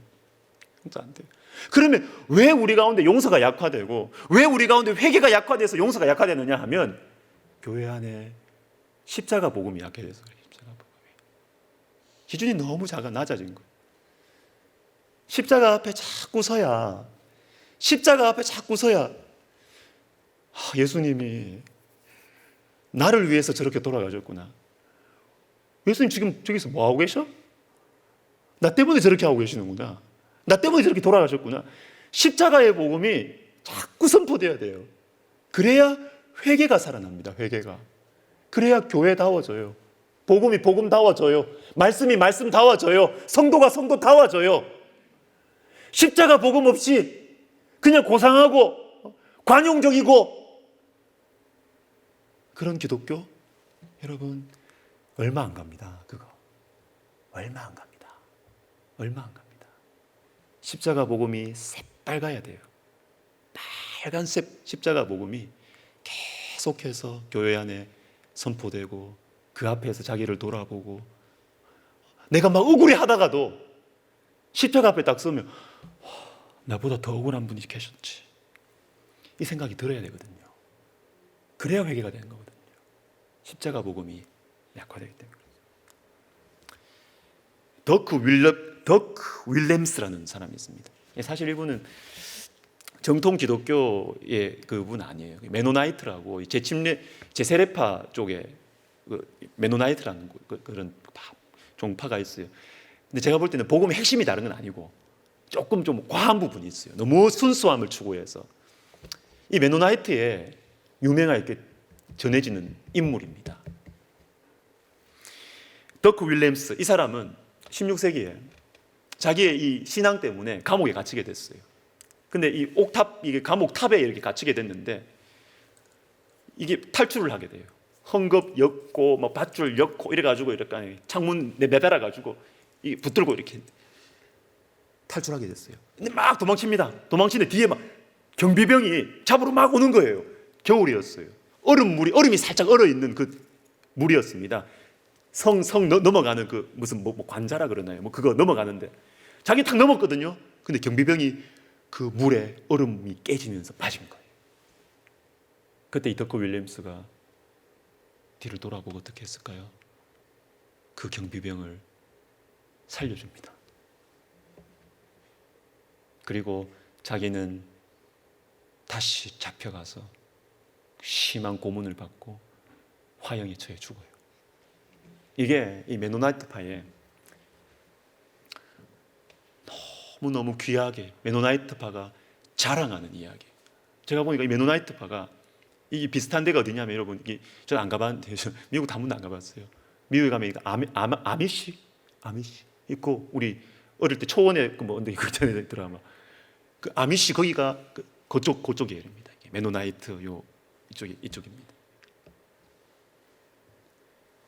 저는 이거를 책에서 이렇게 보다가 야, 이게 여기가 용서를 굉장히 강조하더라고요. 용서를. 그래서 저는 좀 선입견을 가지고 여기가 좀 제세례파 이쪽이니까 좀 과하다. 그래서 용서를 왜 이렇게 강조? 좀 과한 거 아니야? 그렇게 생각을 했어요. 근데 생각하면 생각할수록 용서는 신앙의 이 하나의 과목이 아니구나. 이건 복음의 핵심이구나. 이 사람들이 잘 잡았다. 이 핵심을 잘 잡았다는 생각이에요. 용서하려고 하면 성경에 있는 모든 것이 우리 속에 통과돼야 돼요. 예수님의 십자가가 뭐지? 용서잖아요. 용서하기 위해서 몸부림치고 용서하기 위해서 잘 잡았구나. 약점도 있지만 잘 잡았구나. 여러분, 우리 교회는 어떤 교회입니까? 우리 교회는 화평한 교회입니까? 싸움이 많은 교회입니까? 너무 감사하게도 우리 교회는 화평한 교회. 여러분, 이것은 교회의 좋은 의미에서의 분위기가 잘 잡힌 거예요. 여러분, 이런 얘기 많이 들어보셨잖아요. 개인적으로 만나면 참 좋아요. 그런데 뭔가 교회 안에 뭔가 있으면 싸나워져요. 여러분, 그거는 그 개인의 문제이기도 하지만요, 이 공동체의 분위기예요. 이 공동체가 막 싸우는 분위기, 막 이렇게 그런 분위기는 안 싸우는 사람도 들어가면 싸워요. 희한합니다, 여러분. 안 싸우는 사람도 들어가면 싸워요. 기도도 마찬가지입니다, 여러분. 기도 안 되는 사람도 기도에 불이 붙어 있는 교회에 가면 기도합니다. 기도에 불이 붙어요. 근데 기도를 열심히 기도를 잘하는 분들도, 기도의 문이 열린 분들도 기도가 싹 식어 있는 교회에 가면 기도가 얼마 안 있으면 죽어요. 이 분위기가 굉장히 중요합니다. 우리 교회는 화평한 교회입니다. 잘 지켜가시기를 바랍니다. 이건 저만 지킨다고 되는 게 아니에요. 여러분들이 함께 지키셔야 돼요. 우리 교회 화평한 교회입니다. 그리고 우리 총회 어떻습니까? 우리 총회는 연합을 통해서, 교단 통합을 통해서 우리 총회는 성장했습니다. 지금 한국에서 넘버 3입니다. 합동 통합 우리입니다. 넘버 3입니다. 통합. 근데 여러분, 이 통합하는 게 쉬운 일이 아니에요. 자, 왜 그런지 아십니까? 제가 실제적인 설명을 할게요. 큰 교단 있잖아요. 군소교단은 큰 교단에 들어가고 싶어 해요. 그러면 목회할 때 당당하거든요. 들어가고 싶어 해요. 근데 왜 잘 못 들어가느냐? 들어가면 서름을 줘요. 처음에는 이렇게 좋다 합하자. 근데 싹 들어오면 너는 그 교단에서 들어온 사람, 그 목사님, 나는 원래 여기에 정통파. 이게 중간에서 이게 싹 이렇게 서름을 준다고. 서름을. 그래서 교단 통합하는 거 보면요, 그 작은 교단에서 오는 그 지도자들이 말하는 게, 요구하는 게 그거예요. 우리 애들이란 말이 그렇지만 자기 제자들, 후배들 서름 주지 마세요. 이걸 부탁합니다. 지도자들에게 부탁합니다. 근데 우리 교단은요, 서름 안 줘요. 군소교단 와도 다 인정해주고 품어주고 권리 다 주고 그렇게. 그러니까 여러 교단에서 우리 백석교단에 자꾸 들어오고 싶어 하는 거예요. 여러분, 이게 회개 용서 운동입니다. 하나됨을 추구하는 것이죠. 여러분, 그러나 우리도 조심해야 됩니다. 조심해야 됩니다. 자, 그 다음에 영적 생명 운동. 영적 생명 정의를 한번 읽어보도록 하겠습니다. 영적 생명 운동. 시작. 개혁주의 생명 신학은 예수 그리스도의 우리 속에 그리스도의 영을 회복시키는 영적 생명 운동이다. 자, 영적 생명 이것만 가지고 있으면 됩니다, 여러분. 뭐냐면 제가 아는 한 선배 목사님이 그 대한항공 기장들 그 신호회 예배 가서 이렇게 성경 공부 인도하고 이렇게 몇 번 하셨대요. 근데 설교 시간에 말씀하셨어요. 기장들이 신앙이 좋대요. 하늘과 가까워서. 기장들이 신앙이 좋대요. 그런데 한 번은 목사님이 질문이 생긴 겁니다. 비행기가 돌아가다가 엔진이 꺼지면 어떡하냐고. 그러니까 그 질문을 받은 그 기장이 막 웃더래요. 막 웃으면서 목사님, 비행기에는 엔진이 한 개가 있는 게 아닙니다. 2개 있습니다. 이렇게. 그래서 하나가 꺼져도 문제없이 갈 수 있다는 겁니다. 그러면서 이분이 설교로 딱 연결하는 것이 뭐냐면 우리에게 있는 생명도 두 개가 있다는 거죠. 육적인 생명이 있고 영적인 생명이 있다는 것입니다. 육적인 생명은 우리가 나이가 들면 점점 사그라들고 죽어요. 그런데 이게 꺼져도 우리는 죽지 않습니다. 왜? 우리 속에 있는 영적 생명이기 때문에. 고린도후서 4장 우리의 겉사람은 후패하나 우리의 속사람 영적 생명은 날로 새롭도다. 이렇게 되는 것이죠. 영적 생명. 근데 영적 생명은 어떻게 있느냐? 영적 생명은 여러분 그 아들이 있는 자에게는 생명이 있고 아들이 없는 자에게는 생명이 없다. 영적 생명은 예수 그리스도를 믿는 믿음에서 나오는 겁니다. 영적 생명은 믿음으로 나오는 거예요. 그게 그리스도의 생명인 것이죠. 예수 그리스도의 생명인 것입니다. 근데 여러분 영적 생명이 되게 자연스럽게 하나님 나라 운동으로 넘어갑니다. 영적 생명이라는 게 뭐예요? 생명은 가만히 있지 않죠. 가만히 있지 않죠. 묘목같이 생긴 막대기가 2개 있습니다. 막대기가 2개 있는데 하나는 막대기고 하나는 생명이 있는 묘목 어린 나무입니다. 어린 나무. 근데 이걸 어떻게 구분을 해요? 겉모습만 보면 똑같은 막대기인데 이걸 어떻게 구분을 해요? 어떻게 구분합니까? 물에 딱 심어놓고, 그죠? 땅에 딱 심어놓고 시간 가면 돼요. 나무 막대기는 그대로 있습니다. 그러나 생명이 있는 묘목은 싹이 납니다. 자라납니다. 열매를 맺게 되어 있습니다.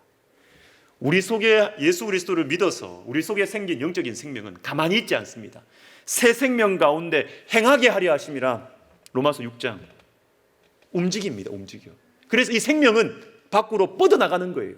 이게 바로 하나님 나라 운동이다라는 것입니다. 여러분 하나님 나라 운동은 이거 하나님 나라 운동은 어렵게 생각하시면 안 돼요. 여러분 어렵게 생각하죠. 왜 제가 이 말씀을 드리냐면 하나님 나라 제가 이 신학교 와서도 그런 생각이 들고 또 제가 청년 시절들을 보내면서 천국 이렇게 하면 좀 촌스럽게 보이더라고요. 근데 하나님 나라 그러면 굉장히 세련되게 보여요. 그렇죠? 세련되게 보이죠.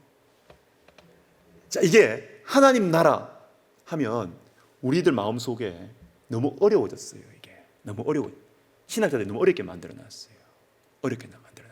하나님 나라가 뭐냐면 하나님 나라는 3가지입니다. 주님 계신 그 천국 하나님 나라입니다. 그리고 우리 속에 임한 천국 하나님 나라입니다. 그리고 뻗어나가는 천국 하나님 나라입니다. 이 3가지입니다. 하늘, 내 속, 우리의 삶의 각 영역. 그런데 이 하나님 나라 운동을 우리가 쉽게 생각하려면 이겁니다. 정의는 우리의 삶의 각 영역에 하나님 나라를 세우는 것이다. 자, 그런데 실제적으로 접근을 하면 우리의 각 영역, 모든 영역을 우리가 다 커버할 수 있습니까? 안 되죠. 그래서 내가 살아가는 그곳, 내가 살아가는 그 직장, 거기에서 내가 신앙으로 살아가는 것입니다. 이게 하나님 나라 운동에 제가 볼 때는 너무나 필요한 거예요. 그죠? 그 우리 오늘 차집사님 청주에서 올라오셨죠? 오늘 올라오셨어요. 우리 안수 집사님들 오시라고 이제 문자를 보냈더니 또 내일 또 내려가셔야 되는 거 아닙니까? 청주에 계시는데 우리 차집사님 그거 했어요. 우리 큐티 모임 하면서 제 기억이 납니다. 큐티 하면서 그때 내가 기억에는 큐티 하면서 어떤 분들이 그랬어요. 야, 이게 사집사님이 말씀을 이렇게 보다가 야, 이거 우리 직장에 이게 이 신호의 예배를 다시 좀 회복해야 되겠다. 그 말씀하신 적 있으시죠, 그죠? 신호의 예배를 다시 해야 되겠다. 그 말씀하신 적 있어. 제가 되게 기쁘더라고요. 신호의 예배를 뭐 드리세요. 제가 말씀한 것도 아닌데. 근데 성경을 보다 보니까 야, 이게 우리의 삶 속에서 내가 있는 자리에서 내가 할 수 있는 역할을 하는 것이 중요하다. 이런 말씀의 메시지들이 자연스럽게 부딪히니까 우리 차집사님 마음속에 내가 살아가는 곳이 어디지?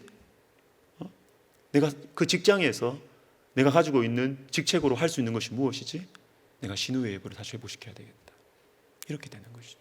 이게 하나님 나라 운동입니다. 여러분, 또 하나님 나라 운동은 이렇게 내가 살아가는 수평적인 차원에서 확장도 있지만 다음 세대, 수직적인 차원에서의 하나님 나라 운동 중요합니다. 중요합니다. 여러분, 제가 운동 좋아하잖아요. 운동 원래는 하는 것도 좋아하는데 이게 하는 거는 참 이게 잘 안 되네요. 요즘 보는 것만 좋아합니다. 요즘 그 축구 어제 졌더라고요. 졌는데 축구 중국이 시진핑 이 주석이 축구를 좋아한대요. 좋아해서 이 축구를 중국 축구를 또 세계 최강으로 축구 굴기 그 굴기가 뭐예요? 저는 잘 몰라요. 이거 굴비도 아니고 뭐예요? 축구 굴기 해가지고 막 중국 이 리그에 엄청나게 투자를 한 거예요. 그래서 막 잘하는 외국 사람들, 외국 선수들 막 돈으로 다 사가지고 한 거예요. 그런데도 중국 축구는 발전을 안 해요. 이번에도 월드컵 못 나가죠. 근데 왜 그럴까? 왜 그럴까? 왜 그럴까? 우리나라의 이 축구 전문가들이 공통적으로 하는 말이 있습니다. 그것은 중국 축구는 성인 리그에만 투자를 했지 유소년 축구에 투자를 안 한다는 겁니다. 유소년 축구 투자 안 하면 맨날 뭐 슈퍼 리그 이거 해도 안 된다는 겁니다.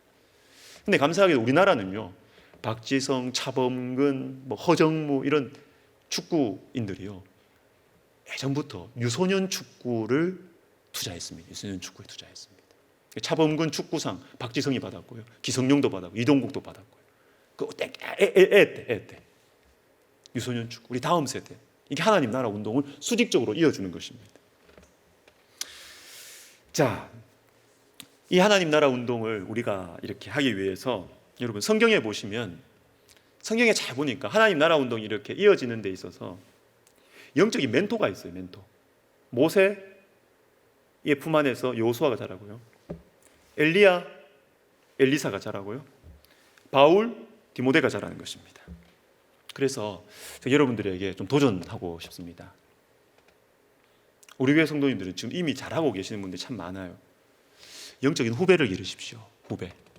영적인 후배를 기르십시오. 나이 드신 권사님들은, 젊은 권사님들 후배를 기르십시오. 후배. 여러분들의 신앙, 여러분들의 교회 사랑, 이걸 가르쳐 주시라고요. 그런데 처음부터 가르쳐 주시면 안 돼요. 제가 뭐하라 그랬죠? 밥 사요. 밥 사요.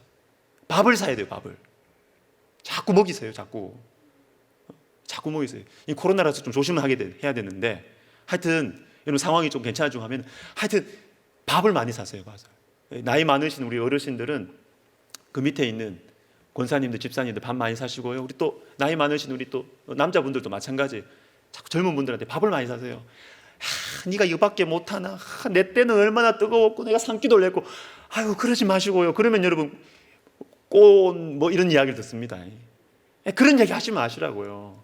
그런 얘기 하지 마시고, 그 이야기는 밥을 한 15번 정도 사주고 나서 그 다음에 한마디 하세요. 밥 한 15번 정도 딱 사주고 나서 그 다음에 있잖아. 차집사님 계셔서 좋네요. 차집사. 제가 비슷하니까 이제 편한. 이 차집사. 네가 교회를 좀 이래 사랑해야 되지 않겠냐. 처음부터 판단하고 가르치려고 이래 하지 마시고요. 밥을 좀 많이 사주세요. 예? 나이 좀 있으신 분들이 좀 젊은 분들 왜 젊은 분들 열심히 안 하냐 그렇게 말하지 마시고요. 밥 좀 많이 사주세요. 밥 좀 많이 사주시면서 야 힘내라 힘들지. 야, 얼마나 애 키우는 게 힘드냐. 직장에서 생활하는 게 얼마나 힘드냐. 위로해 주시고. 그러다 보면 무슨 문제가 생기면 여러분 찾아옵니다. 아유 장로님 어떻게 할까요? 집사님 기도해 주세요. 찾아옵니다. 그러면 자연스럽게 내가 영적인 선배가 되는 것입니다. 선배가 되는 것입니다. 이제 세 번째, 이제 원동력으로 들어가는데요. 이제 나눔 운동하고, 자, 이제 기도 성령 운동, 이제 열매 중에 마지막 나눔 운동. 여러분 우리가 나누는데요. 뭘 나누느냐? 복음을 나누는 것이고, 그 다음에 물질을 나누는 것이죠. 영적인 나눔과 물질적인 나눔 이 두 가지입니다. 근데 자, 이 물질적인 나눔을 좀 설명을 좀 강조해서 드리겠습니다. 제가 최근에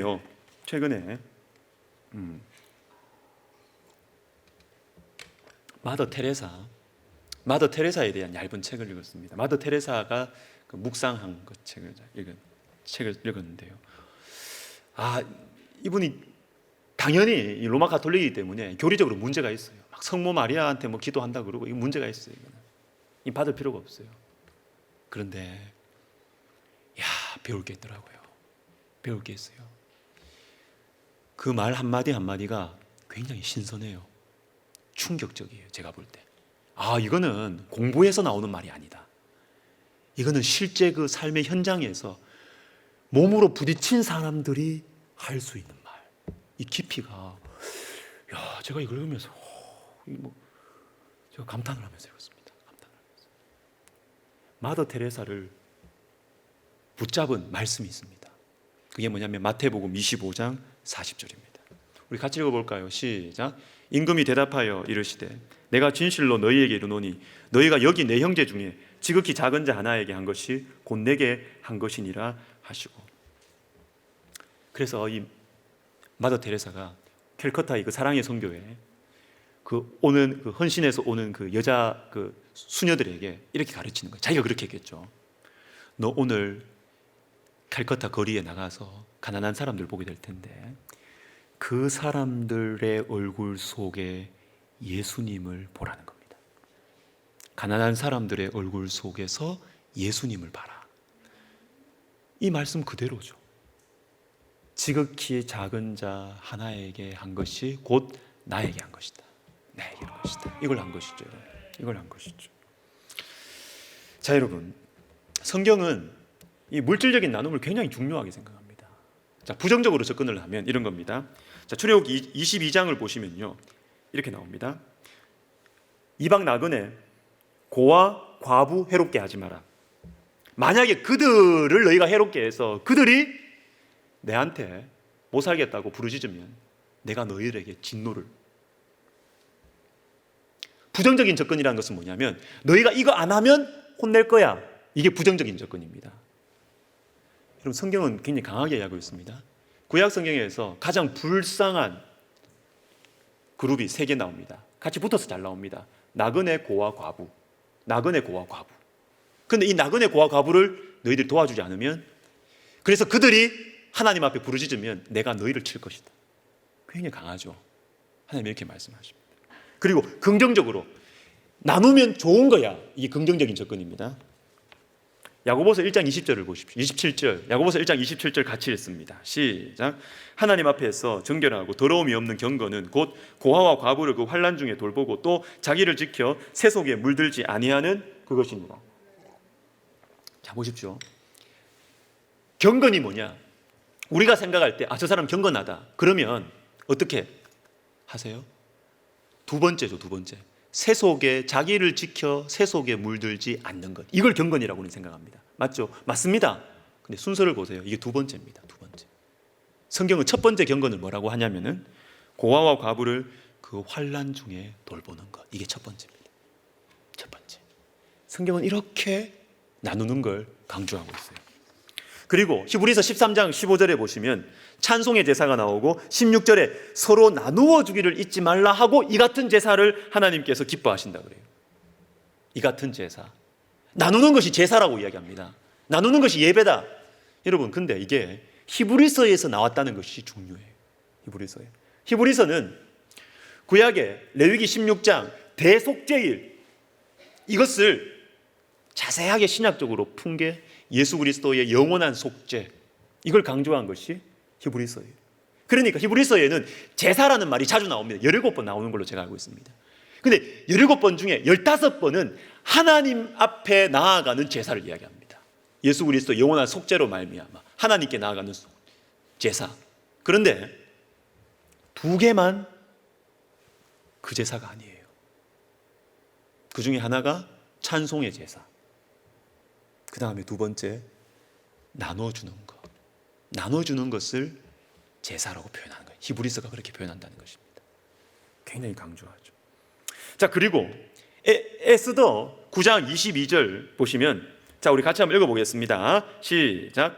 이날에 유다인들이 대적에게서 벗어나서 평안함을 얻어 슬픔이 변하여 기쁨이 되고 애통이 변하여 길한 날이 되었으니 이 2날을 지켜 잔치를 베푸고 즐기며 서로 예물을 주며 가난한 자를 구제하라. 자, 이게 아각의 이 음모가 이제 무너지고 그 기념으로 불임절을 지키는 거예요. 불임절. 근데 여기 3가지 명령이 나옵니다. 뒷부분에. 이 날들을 지켜라. 2번째, 잔치를 베풀고 즐기라. 좋아요. 3번째는 뭐냐면 가난한 자를 구제하라. 너희가 기쁜 일이 생겼느냐? 구원을 받고 복을 받고 기쁜 일이 생겼느냐? 그러면 그 날을 지켜라. 그리고 잔치해라. 즐겨라. 근데 거기서 그치지 말고 가난한 자를 구제하라. 이걸 적용을 해야 됩니다. 적용. 어떻게 적용하냐? 여러분 집에 좋은 일이 생겼어요. 좋은 일이. 야, 우리 아들이, 우리 딸이, 또 우리 손주가 원하는 대학을 들어갔습니다. 또 좋은 직장에 취직을 했습니다. 그때 여러분 그날을 기뻐하시라고요. 또 뭐 가족들 불러가지고 잔치하십시오. 하십시오. 좋은 겁니다. 하십시오. 기쁨을 누리십시오. 근데 거기서 그치지 말고 내한테 좋은 일이 생겼으니까 누가 도와줄 사람 없나? 가난한 사람들을 돌아보라는 것입니다. 그래서 여러분 이렇게 하시면 됩니다. 우리에게 좋은 일이 생겼다 그러면 하나님께 감사한 거 마십시오.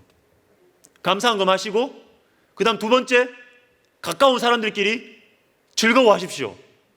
그 다음에 거기서 그치지 말고 3번째, 좋은 일이 생겼으니까 가난한 사람들을 돕는 겁니다. 이게 성경적이에요. 축복과 나눔은 한 세트입니다. 성경이 한 세트입니다. 그럼 우리가 나눌 때는 어떤 자세로 나누어야 되느냐? 고린도서 4장 7절에 보면 모든 것이 다 주님의 것이다. 내 게 아니다. 그러니까 나눌 수 있는, 내 거라고 생각하니까 못 나누는 거죠. 내 게 아니니까 나눌 수 있는 것입니다. 그리고 여러분, 내가 받은 것으로 나누는 것입니다. 받은 것으로. 같은 말이죠. 받은 것으로 나누는 것입니다. 시간이 조금 이렇게 제가 많이 좀 가는 것 같아가지고 제가 조금 좀 넘어서는데 나중에 보십시오. 그리고 3번째는 나눌 때 어떻게 나누냐면 우리의 삶 자체가 복이 되는 것입니다. 10년 특세 때 나눈 것처럼 너는 복이 될지라. 근데 이것도 추상적이에요. 내가 복이 된다는 게 뭐야? 추상적이에요. 실제적인 접근을 해야죠. 실제적인 접근. 뭡니까? 나를 만나는 사람이 내 만나서 망하면 안 돼요. 나를 만나서 잘 돼야 되는 거예요. 이게 내가 복이 되는 거죠. 그죠? 내 만나서 잘 풀리는 겁니다. 이게 뭐 우리 마음대로 되는 건 아니지만 그래도 내가 만난 사람, 이 사람 잘 됐으면 좋겠다. 이게 해주는 거예요. 이게 복이 되는 겁니다. 내가 복이 되는 것입니다. 그 다음에 4번째 중요한 나눔의 자세는 은밀하게. 산상수훈에서 예수님께서 계속 말씀하시잖아요. 사람에게 상을 받으려고 하지 마라. 그러면 너희 상을 이미 받은 것이다. 은밀한 중에 보시는 너희 아버지께서 갚으시리라. 은밀하게 섬기라는 것이 은밀하게. 여러분, 우리 교회 지정헌금 이거 아십니까? 지정헌금 아십니까? 저는 우리 교회 이 지정헌금이 좀 활발하게 좀 됐으면 좋겠어요. 이 지정헌금은 뭐냐면 이 성경 그대로입니다. 그대로. 제가 대학생 시절 때 경험했던 너무 좋은 경험들이 있어서 이거 다 하는 거예요. 받는 사람 이름만 쓰는 겁니다. 받는 사람. 쓰는 사람 이름 적지 말고 자기 이름 적지 말고 받는 사람 이름만 쓰는 겁니다. 써서 헌금하시면 그거 우리 재정부 해가지고 간사님이 이 중간에 전달해 주실 거예요. 받는 사람. 내가 볼 때 저 가정이 좀 어려운 것 같아. 내가 좀 볼 때 저 사람 좀 어려운 것 같아. 그런데 여러분, 경우에 따라서는 내가 도와주는 것을 알아줘야 될 때도 있습니다. 그럼 그렇게 하십시오. 그런데 기본 원칙은 은밀하게 돕는 거예요. 어려운 사람이 있으면 내 이름을 가지고 이렇게 도와주면 그 사람은 얼마나 부담스럽겠어요. 저 사람 신세를 내가 갚아야 되는데 얼마나 부담스럽겠어요. 그런데 은밀하게 도우면 여러분, 하나님께서 갚아주십니다. 하나님께서 갚아주시는 거예요. 저는 이 지정헌금이 좀 우리 교회 안에 한 주에 좀 막 수십 개씩 나왔으면 좋겠어요. 정말 얼마나 이게 우리 성도들이 복될까 이게. 자기 이름 내고 막 내가 이만큼 도왔다 이게 아니고요. 누가 준지 몰라. 그런데 막 서로 막 복이 흘러가고 있어. 막 이쪽이 있어, 이쪽이 있어. 난 누가 준지 몰라. 근데 참 신기한 건요. 제가 젊었을 때 이게 경험했는데 누가 받으면요, 받은 사람이 또 흘려보냅니다. 고마워서. 내가 이렇게 받았는데. 자기도 자기 이름 안 쓰고 또 도와줍니다. 이게 자꾸 나비 효과가 일어나는 거죠. 자꾸 이렇게 흘러가는 것입니다. 우리 안에서 이게 막 흘러가는 것입니다. 얼마나 고마워요. 여러분, 우리가 나누면 하나님께서 분명히 축복해 주십니다. 축복해 주십니다. 잠언 11장, 잠언 요 말씀들을 몇 가지 읽어야 돼요. 잠언 11장 24절을 같이 읽습니다. 시작. 흩어 구제하여도 더욱 구하게 되는 일이 있나니 가난하게 될 뿐이라 구제를 좋아하는 자는 풍족하여질 것이요 남을 윤택하게 하는 자는 자기도 윤택하여지느니라. 자기도 윤택하여지느니라. 29장 14절. 왕이 가난한 자를 성실히 신원하면 그의 왕위가 영원히 견고하리라. 정치 잘하면 왕위가 견고하리라 이렇게 말하지 않습니다. 세상은 그걸 이야기하지만, 근데 성경이 뭐라고 이야기합니까? 가난한 자를 성실하게 도와주라. 그러면 너의 자리가 견고할 것이다. 너의 자리가 견고할 것이다. 19장 17절도 읽겠습니다. 시작. 가난한 자를 불쌍히 여기는 것은 여호와께 구워드리는 것이니 그의 선행을 그에게 갚아주시리라.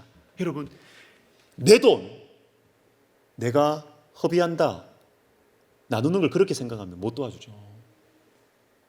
그런데 도와주는 것을 하나님께 구워주는 거다. 여러분, 하나님 절대로 돈 안 떼먹습니다. 하나님 이자율 굉장히 높습니다. 금리가 높아요. 하나님 나라는. 하나님 나라는 금리가 높아요. 내가 가난한 사람들을 도와주면 하나님 나라의 그 높은 금리로 하나님께서 갚아주신다. 여러분, 이 말씀 믿으시길 바랍니다. 그래야 우리가 도울 수가 있어요. 도울 수가 있어요. 그러면 많은 분들이 이렇게 생각할 거예요. 이런 말씀 들으면 저는 제가 살기도 빠듯합니다. 우리 애들 학원비 답이 안 나옵니다. 가계부 쓰면. 가난한 사람도 도와야 됩니까? 내가 가난한데 뭘 도와요? 이 질문에 대해서 조지 뮬러, 정말 가난한 중에 내일 먹을 빵이 없어도 오늘 나눠주고 도왔던 조지 뮬러. 이 조지 뮬러 자서전에 보니까 이 질문에 대한 대답이 있더라고요. 들어보세요. 수입이 적은 형제는 내게 나도 주어야 하나요? 내 수입은 너무 적어서 우리 가정을 꾸려나가기에도 벅찰 정도입니다 라고 말할지도 모른다. 그에 대한 나의 대답은 다음과 같다.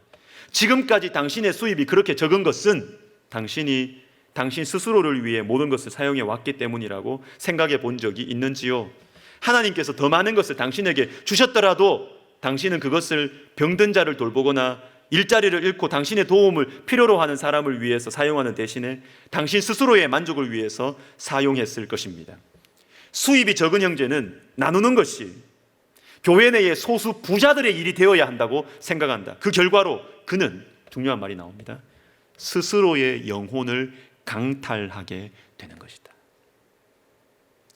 조지 뮬러는 이 체험 속에 확신 가운데 말하는 것입니다. 가난하다고 안 돕는다고? 그러면 네 영혼을 망치는 거야. 네 영혼을 망치는 거야. 이렇게 말하는 거예요. 가난해도 도우라는 것입니다. 가난해도 도우라. 그게 너 영혼을 사랑하는 거다. 이렇게 말하는 것입니다. 마지막 기도 성령 운동입니다. 여러분, 기도 성령 운동, 이건 원동력이란 제가 별명, 이 강의 이름을 붙였어요. 뭡니까? 차가 좋은 게 있으면 뭡니까? 기름이 없는데. 이게 바로 기도 성령 운동, 기도 성령 운동. 예수님께서, 예수님의 유언이 나옵니다. 유언. 예수님의 많은 말씀들이 중요하지만 여러분, 유언은 더 중요하지 않겠어요?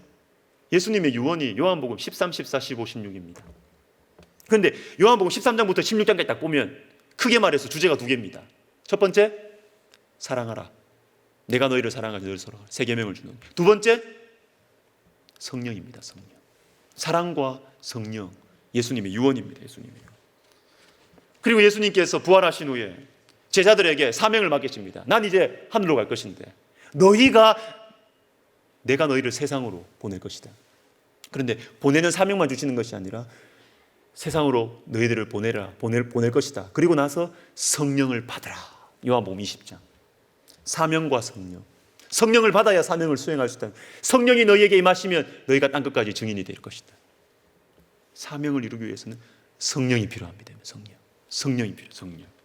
근데 성령은 제가 이번 주 말고 다음 주 금요기도회 때 이거 설교할 건데요. 성령이 역사하시는 방식이 크게 성경에 두 가지 나오는 것 같아요. 하나는 임하시는 성령입니다. 위에서 임하시는 성령의 방식. 또 하나는 내 안에서 내주하시는 성령의 방식. 임하시는 방식은 은사입니다. 능력입니다. 그래서 임하시는 성령이 역사가 있으면 하나님의 일을 할 수 있습니다. 하나님의 일을 하는데 필요합니다. 그런데 임하시는 성령만 있으면 안 돼요. 내 안에서 내주하시는 성령, 내 마음을 빚어가시는, 내주하시는 성령, 이건 성령의 열매라고 하죠. 이렇게 할 때 우리의 말이 변하고 우리의 행동이 변하고 우리의 인격이 변하고 그리스도의 향기가 되어가는 것입니다. 임하시는 성령의 역사와 내주하시는 성령의 역사. 그런데 우리가 이 성령을 받기 위해서 우리가 기도해야 됩니다. 성령을 받기 위해서 기도해야 돼요. 에베소서 6장에 보시면 전신갑주, 하나님의 전신갑주가 나옵니다. 6장 10절에서 20절까지. 그런데 하나님의 전신갑주에 대한 설명이 쫙 나옵니다. 진리의 띠, 의의 흉배 쫙 나오고 성령의 검까지 딱 나오고 나서 무기들 다 설명하고 나서 그 다음에 18절에 모든 기도와 간구로 이렇게 나옵니다. 모든 기도와 간구로. 기도하지 않으면 이 무기들 움직이지 않는다는 것입니다. 움직이지 않는다. 원동력, 성령, 기도가 있어야 움직인다라는 것입니다. 기도 외에 다른 것으로는 이런 종류가 나갈 수 없느니라. 마가복음 9장. 우리 교회 이야기를 하고 제가 마치도록 하겠습니다. 허리 아프신 분들은 좀 돌리십시오. 이제 얼마 안 남았습니다.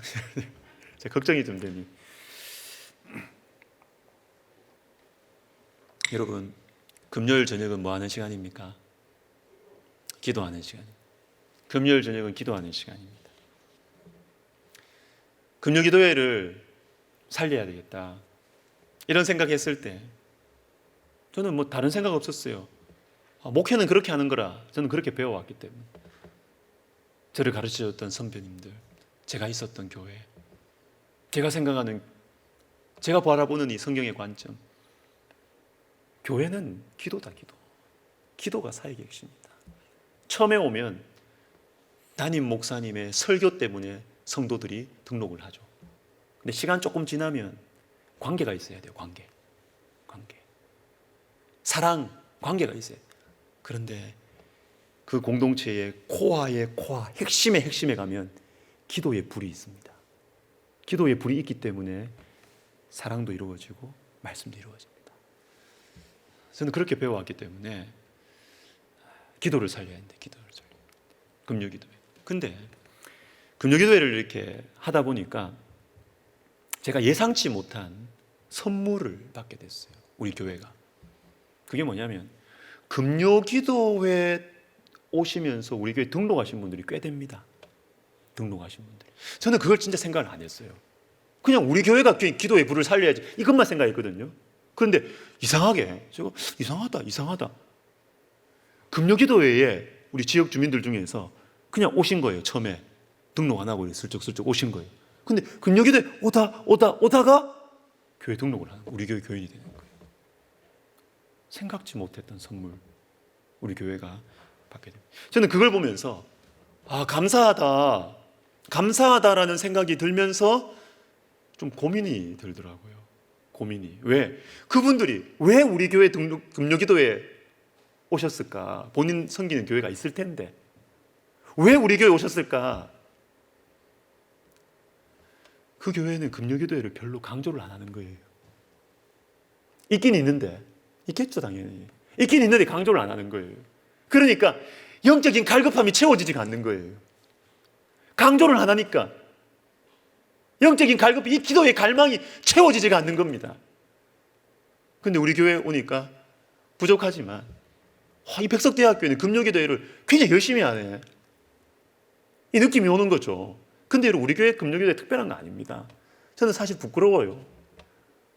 금요 철야, 이게 무슨 철야입니까? 8시 와가지고 10시 안 되면 가는데. 우리 어르신들 기도했던 거 생각하면 우리 금요기도회 부끄러운 게 많아요. 그럼에도 불구하고 이나마 하고 있는 이 금요기도회를 통해서 영혼들의 어떤 영적인 갈급함이 조금이나마 채워진다. 제가 이걸 보면서 감사해 하면서도 한국 교회의 지금 현실이 이렇구나, 이런 생각이 드는 것입니다. 우리가 코로나 때 이렇게 지내오면서도 금요기도회 안 쉬었습니다. 안 쉬었습니다. 처음에 문 닫았을 때 그때 한번 쉬었나요? 한 주 쉬었나? 안 쉬고 막 거리두기가 되게 타이트하게 올 때 그때도 했습니다. 몇 분 나와서 했고 대부분은 다 현장 나와서 했습니다. 금요기도 했습니다. 얼마나 감사한지 몰라요. 금요기도를 제가 강조합니다. 그래서 어떤 분이 그래요. 어떤 젊은 집사님이 저한테 그래요. 사적인 대화를 하면서 목사님 주일 설교하고 금요기도회 설교하고 좀 결이 다른 거 아십니까? 모르겠는데요. 결이 다르고 그런 전략적으로 할 여유가 없다고 나는. 난 그런 여유가 없어요. 저는 주신 대로 하는 거지 그냥. 근데 한번 생각해 보니까 좀 달라요. 진짜 달라요. 왜 다른가? 금요기도회는 제가 더 간절해요. 더 강하게 메시지가 나와요.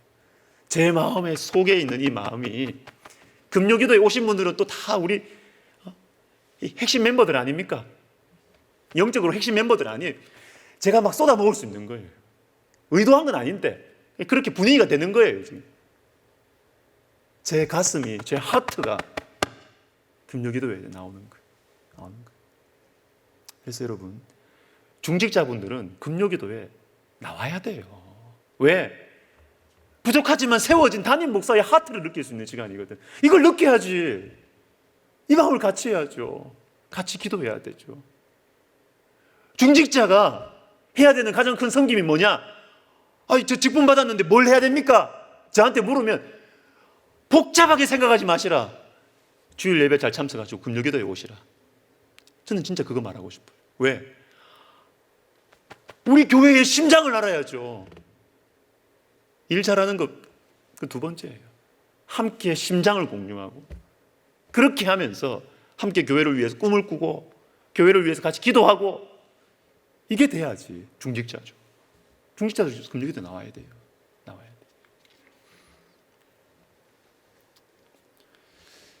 어떤 우리 교회 협동 목사님이 최근에 이사를 했어요. 가까이 사시다가 이사를 하시면서 저한테 스쳐 지나가는 소리를 이분은 그냥 하신 거예요. 근데 저한테 이게 마음에 딱 걸리더라고요. 이분 새벽기도 늘 나오셨거든요. 가끔 나오시다가 자주 나오셨어요. 근데 이분이 딱 멀리 가시면서 내가 이사 가면 저 새벽기도의 빈자리 어떡하나 이러더라고요. 그게 제 마음에, 제가 요즘 조금 신경이 쓰이거든요. 코로나 때문에 새벽기도가 많이 줄었어요. 코로나 하면서 새벽기도 많이 줄었어요. 새벽기도 나오십시오, 여러분. 왜 그러냐? 왜 제가 새벽기도를 이야기하느냐 하면, 새벽기도 힘들어요. 저는 새벽형 인간입니다.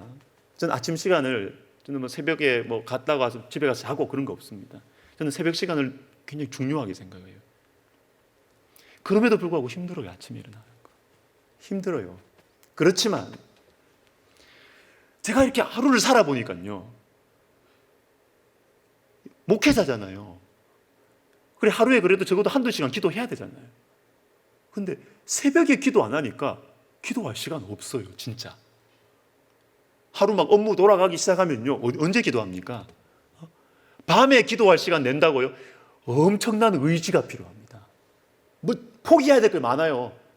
포기해야 될 게 많아요. 근데 새벽은 떼놓은 시간이에요. 떼놓은 시간. 그래서 저는 새벽 기도에는 야, 내가 좀 기도 생활 해야 되겠다 하시는 분들은 필수학점. 이 필수학점이에요. 새벽 기도하시면 기도 시간이 채워집니다. 채워집니다. 새벽 기도 참 중요하다 생각이 듭니다. 그리고 여러분, 제가 대표 기도 이야기 좀 하겠습니다. 대표 기도. 좀 조심스러운 이야기이기도 한데, 제가 이 개혁주의 생명신학 이 특강을 제가 임직자 교육하고 제가 대체하기로 하게 되기 때문에 뭐 제가 자주 할 이야기도 아니고 1년에 한 번 정도 뭐 이야기할 수 있는 시간이다 싶어서 이야기를 합니다. 여러분, 대표 기도 중요합니까? 안 중요합니까? 엄청 중요합니다. 제가 16세기 어떤 그 신학자 그 글을 보니까요, 아주 잘 표현했어요. 설교는 하나님의 입이고 대표 기도는 성도들의 입이다. 아주 절묘한 표현이에요. 왜 하나님의 입? 설교는 성도들에게, 교회를 향해서 하나님의 말씀을 대언하니까 이게 하나님의 입이고요. 그런데 대표 기도는 교회를 대표해서 하나님께 아뢰잖아요. 성도들의 입인 거예요. 교회의 입인 거예요. 굉장히 중요하죠. 그래서 여러분, 저는 우리 교회 장로님들 대표 기도 정말 훌륭하다고 생각합니다. 잘하세요. 왜 그런가? 제가 보기에는 우리 교회 장로님들 기도로 준비하십니다. 대표 기도를 기도로 준비하세요. 제가 어떤 분은요, 제가 여기까지 요구하지는 않습니다. 그렇지만 어떤 분은 그 주일에 대표 기도 하신다고 하면 그 주일에 새벽 기도까지 나오시더라고요. 대표 기도를 제가 설교를 준비하면서 에너지를 많이 소모하고 근심하고 기도하고 괴로워하면서 하는 것만큼 우리 장로님들 기도하시면서 대표 기도 준비하시는 것 같아요. 금요 기도에 나오시죠. 새벽 기도 나오시죠. 기도하시면서 새벽 기도 대표 기도 준비하십니다. 좋아요. 그렇게 하셔야 돼요. 대표 기도 중요합니다. 그리고 또 하나 말씀드리고 싶은 것은, 대표 기도는 공적인 기도입니다. 이거는 사적인 기도가 아니에요.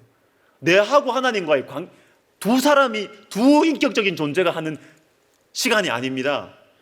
많은 사람들이 함께하는 공적인 기도입니다.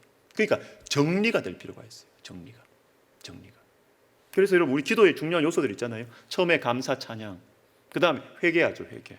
그리고 나서 교회적으로, 이 대표 기도니까 교회적으로 기도해야 돼. 간구, 그죠? 감사 찬양, 회개, 그 다음에 간구, 교회의 간구, 또한 나라와 민족의 간구. 그리고 나서 그 다음에 뭡니까? 설교 직전이잖아요. 이게 조명의 기도거든요. 조명의 기도. 설교 전에 하는 기도는 일루미네이션, 조명. 말씀을 밝혀주는 조명의 기도예요. 조명. 하나님께서 이제 우리가 말씀을 듣습니다. 말씀을 조명해 주십시오. 이게 반드시 들어가야 돼요. 조명의 기도가 들어가야 돼요. 감사 찬양, 회개, 간구, 말씀 시간, 조명의 기도. 설교자와 성도들의 마음밭, 이걸 위해서 기도하는 거죠. 그리고 나서 마무리하는데, 우리 교회는 우리 교회의 독특한 비전과 우리 교회의 독특한 사명이 있습니다. 그래서 백석학원과 백석총회를 위한 기도를 하셔야 돼요. 여러분, 교회마다 다 그 교회의 비전이 있어요. 다 그 교회의 전통이 있어요. 우리 교회의 전통과 우리 교회의 비전과 우리 교회의 독특함은 백석학원과 백석총회의 어머니 교회예요. 그래서 우리가 백석학원과 백석총회를 위해서 기도하는 건 너무나 당연한 거예요. 이거는 당연한 거예요. 이상한 것도 아니고 당연한 거예요. 그래서 감사 찬양, 회개, 간구, 그리고 설교자와 성도들의 마음밭, 백석 학원과 백석 총회를 위한 기도, 그렇게 5가지 요소. 이걸 가지고 잘 정리정돈해 가지고 대표 기도를 하시면 됩니다. 그리고 제가 이거는 참 말씀드리기 좀 조심스럽기도 하지만 제가 이번 기회니까 그럽니다.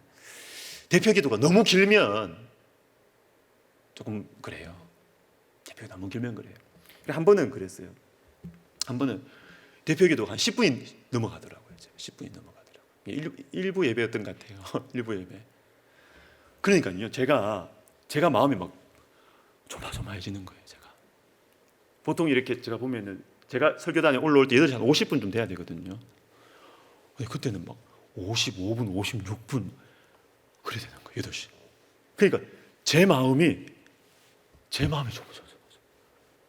이거 어디서 줄여야 되지 이거? 여러분, 제 설교가 깁니까 짧습니까? 여러분, 다른 교회 안 가보셨네요. 제 설교 굉장히 짧습니다. 짧아도 졸리시겠지만 제가 25분 정도 할 거예요, 설교. 다른 보통 교회는 35분, 40분까지 50분 하는 교회도 있어요. 제 설교 되게 짧습니다. 짧은데 대표 기도가 길어버리면 이 짧은 설교를 또 어디서 또 줄여야 되나. 이게 제가 마음이 되게 막 조마조마해져요.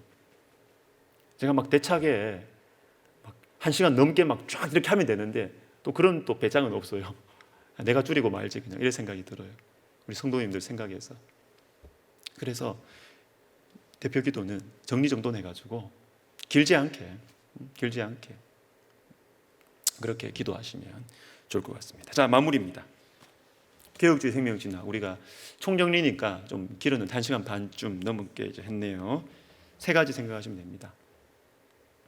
개혁주의 생명신학을 요약하면 말씀 인생, 복음 인생, 기도 인생. 말씀 인생, 복음 인생, 기도 인생. 말씀 인생, 기도 인생은 알겠는데 복음 인생은 또 뭐냐? 예수 그리스도의 복음을 마음에 간직해야 영적인 생명의 역사가 일어납니다. 영적인 생명. 말씀 인생, 복음 인생, 기도 인생. 같이 기도합시다. 같이 기도합시다. 우리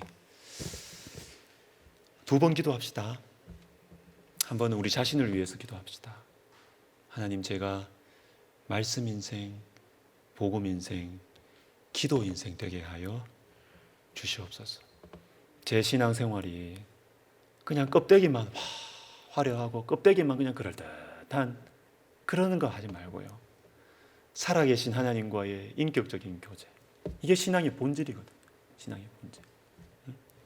하나님, 제가 정말 주님 살아계시고 주님 나와 함께 하시고 주님 나를 도와주시고 내 기도를 들으시고 주님 정말 이 살아있는 신앙생활 할 수 있도록 말씀 인생, 복음 인생, 기도 인생 되게 하여 주시옵소서. 우리 시간 같이 기도하겠습니다. 하나님 아버지 감사합니다. 주님, 우리가 신앙생활 참 오래 해왔습니다. 오래 해왔습니다.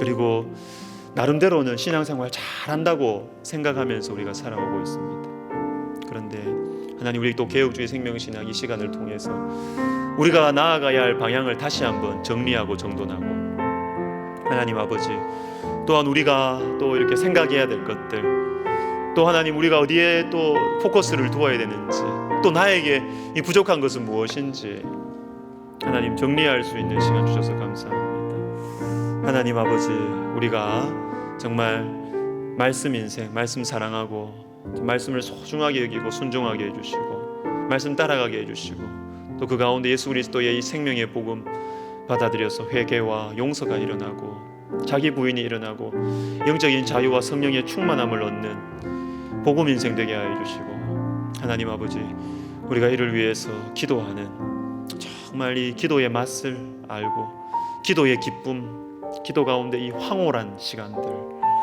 주님 내 옆에 계셨군요. 주님 나에게 찾아오셨군요.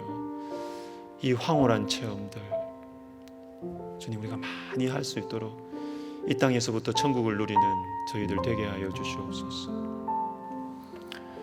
여러분 우리 마지막으로 교회를 위해서 기도합시다. 교회.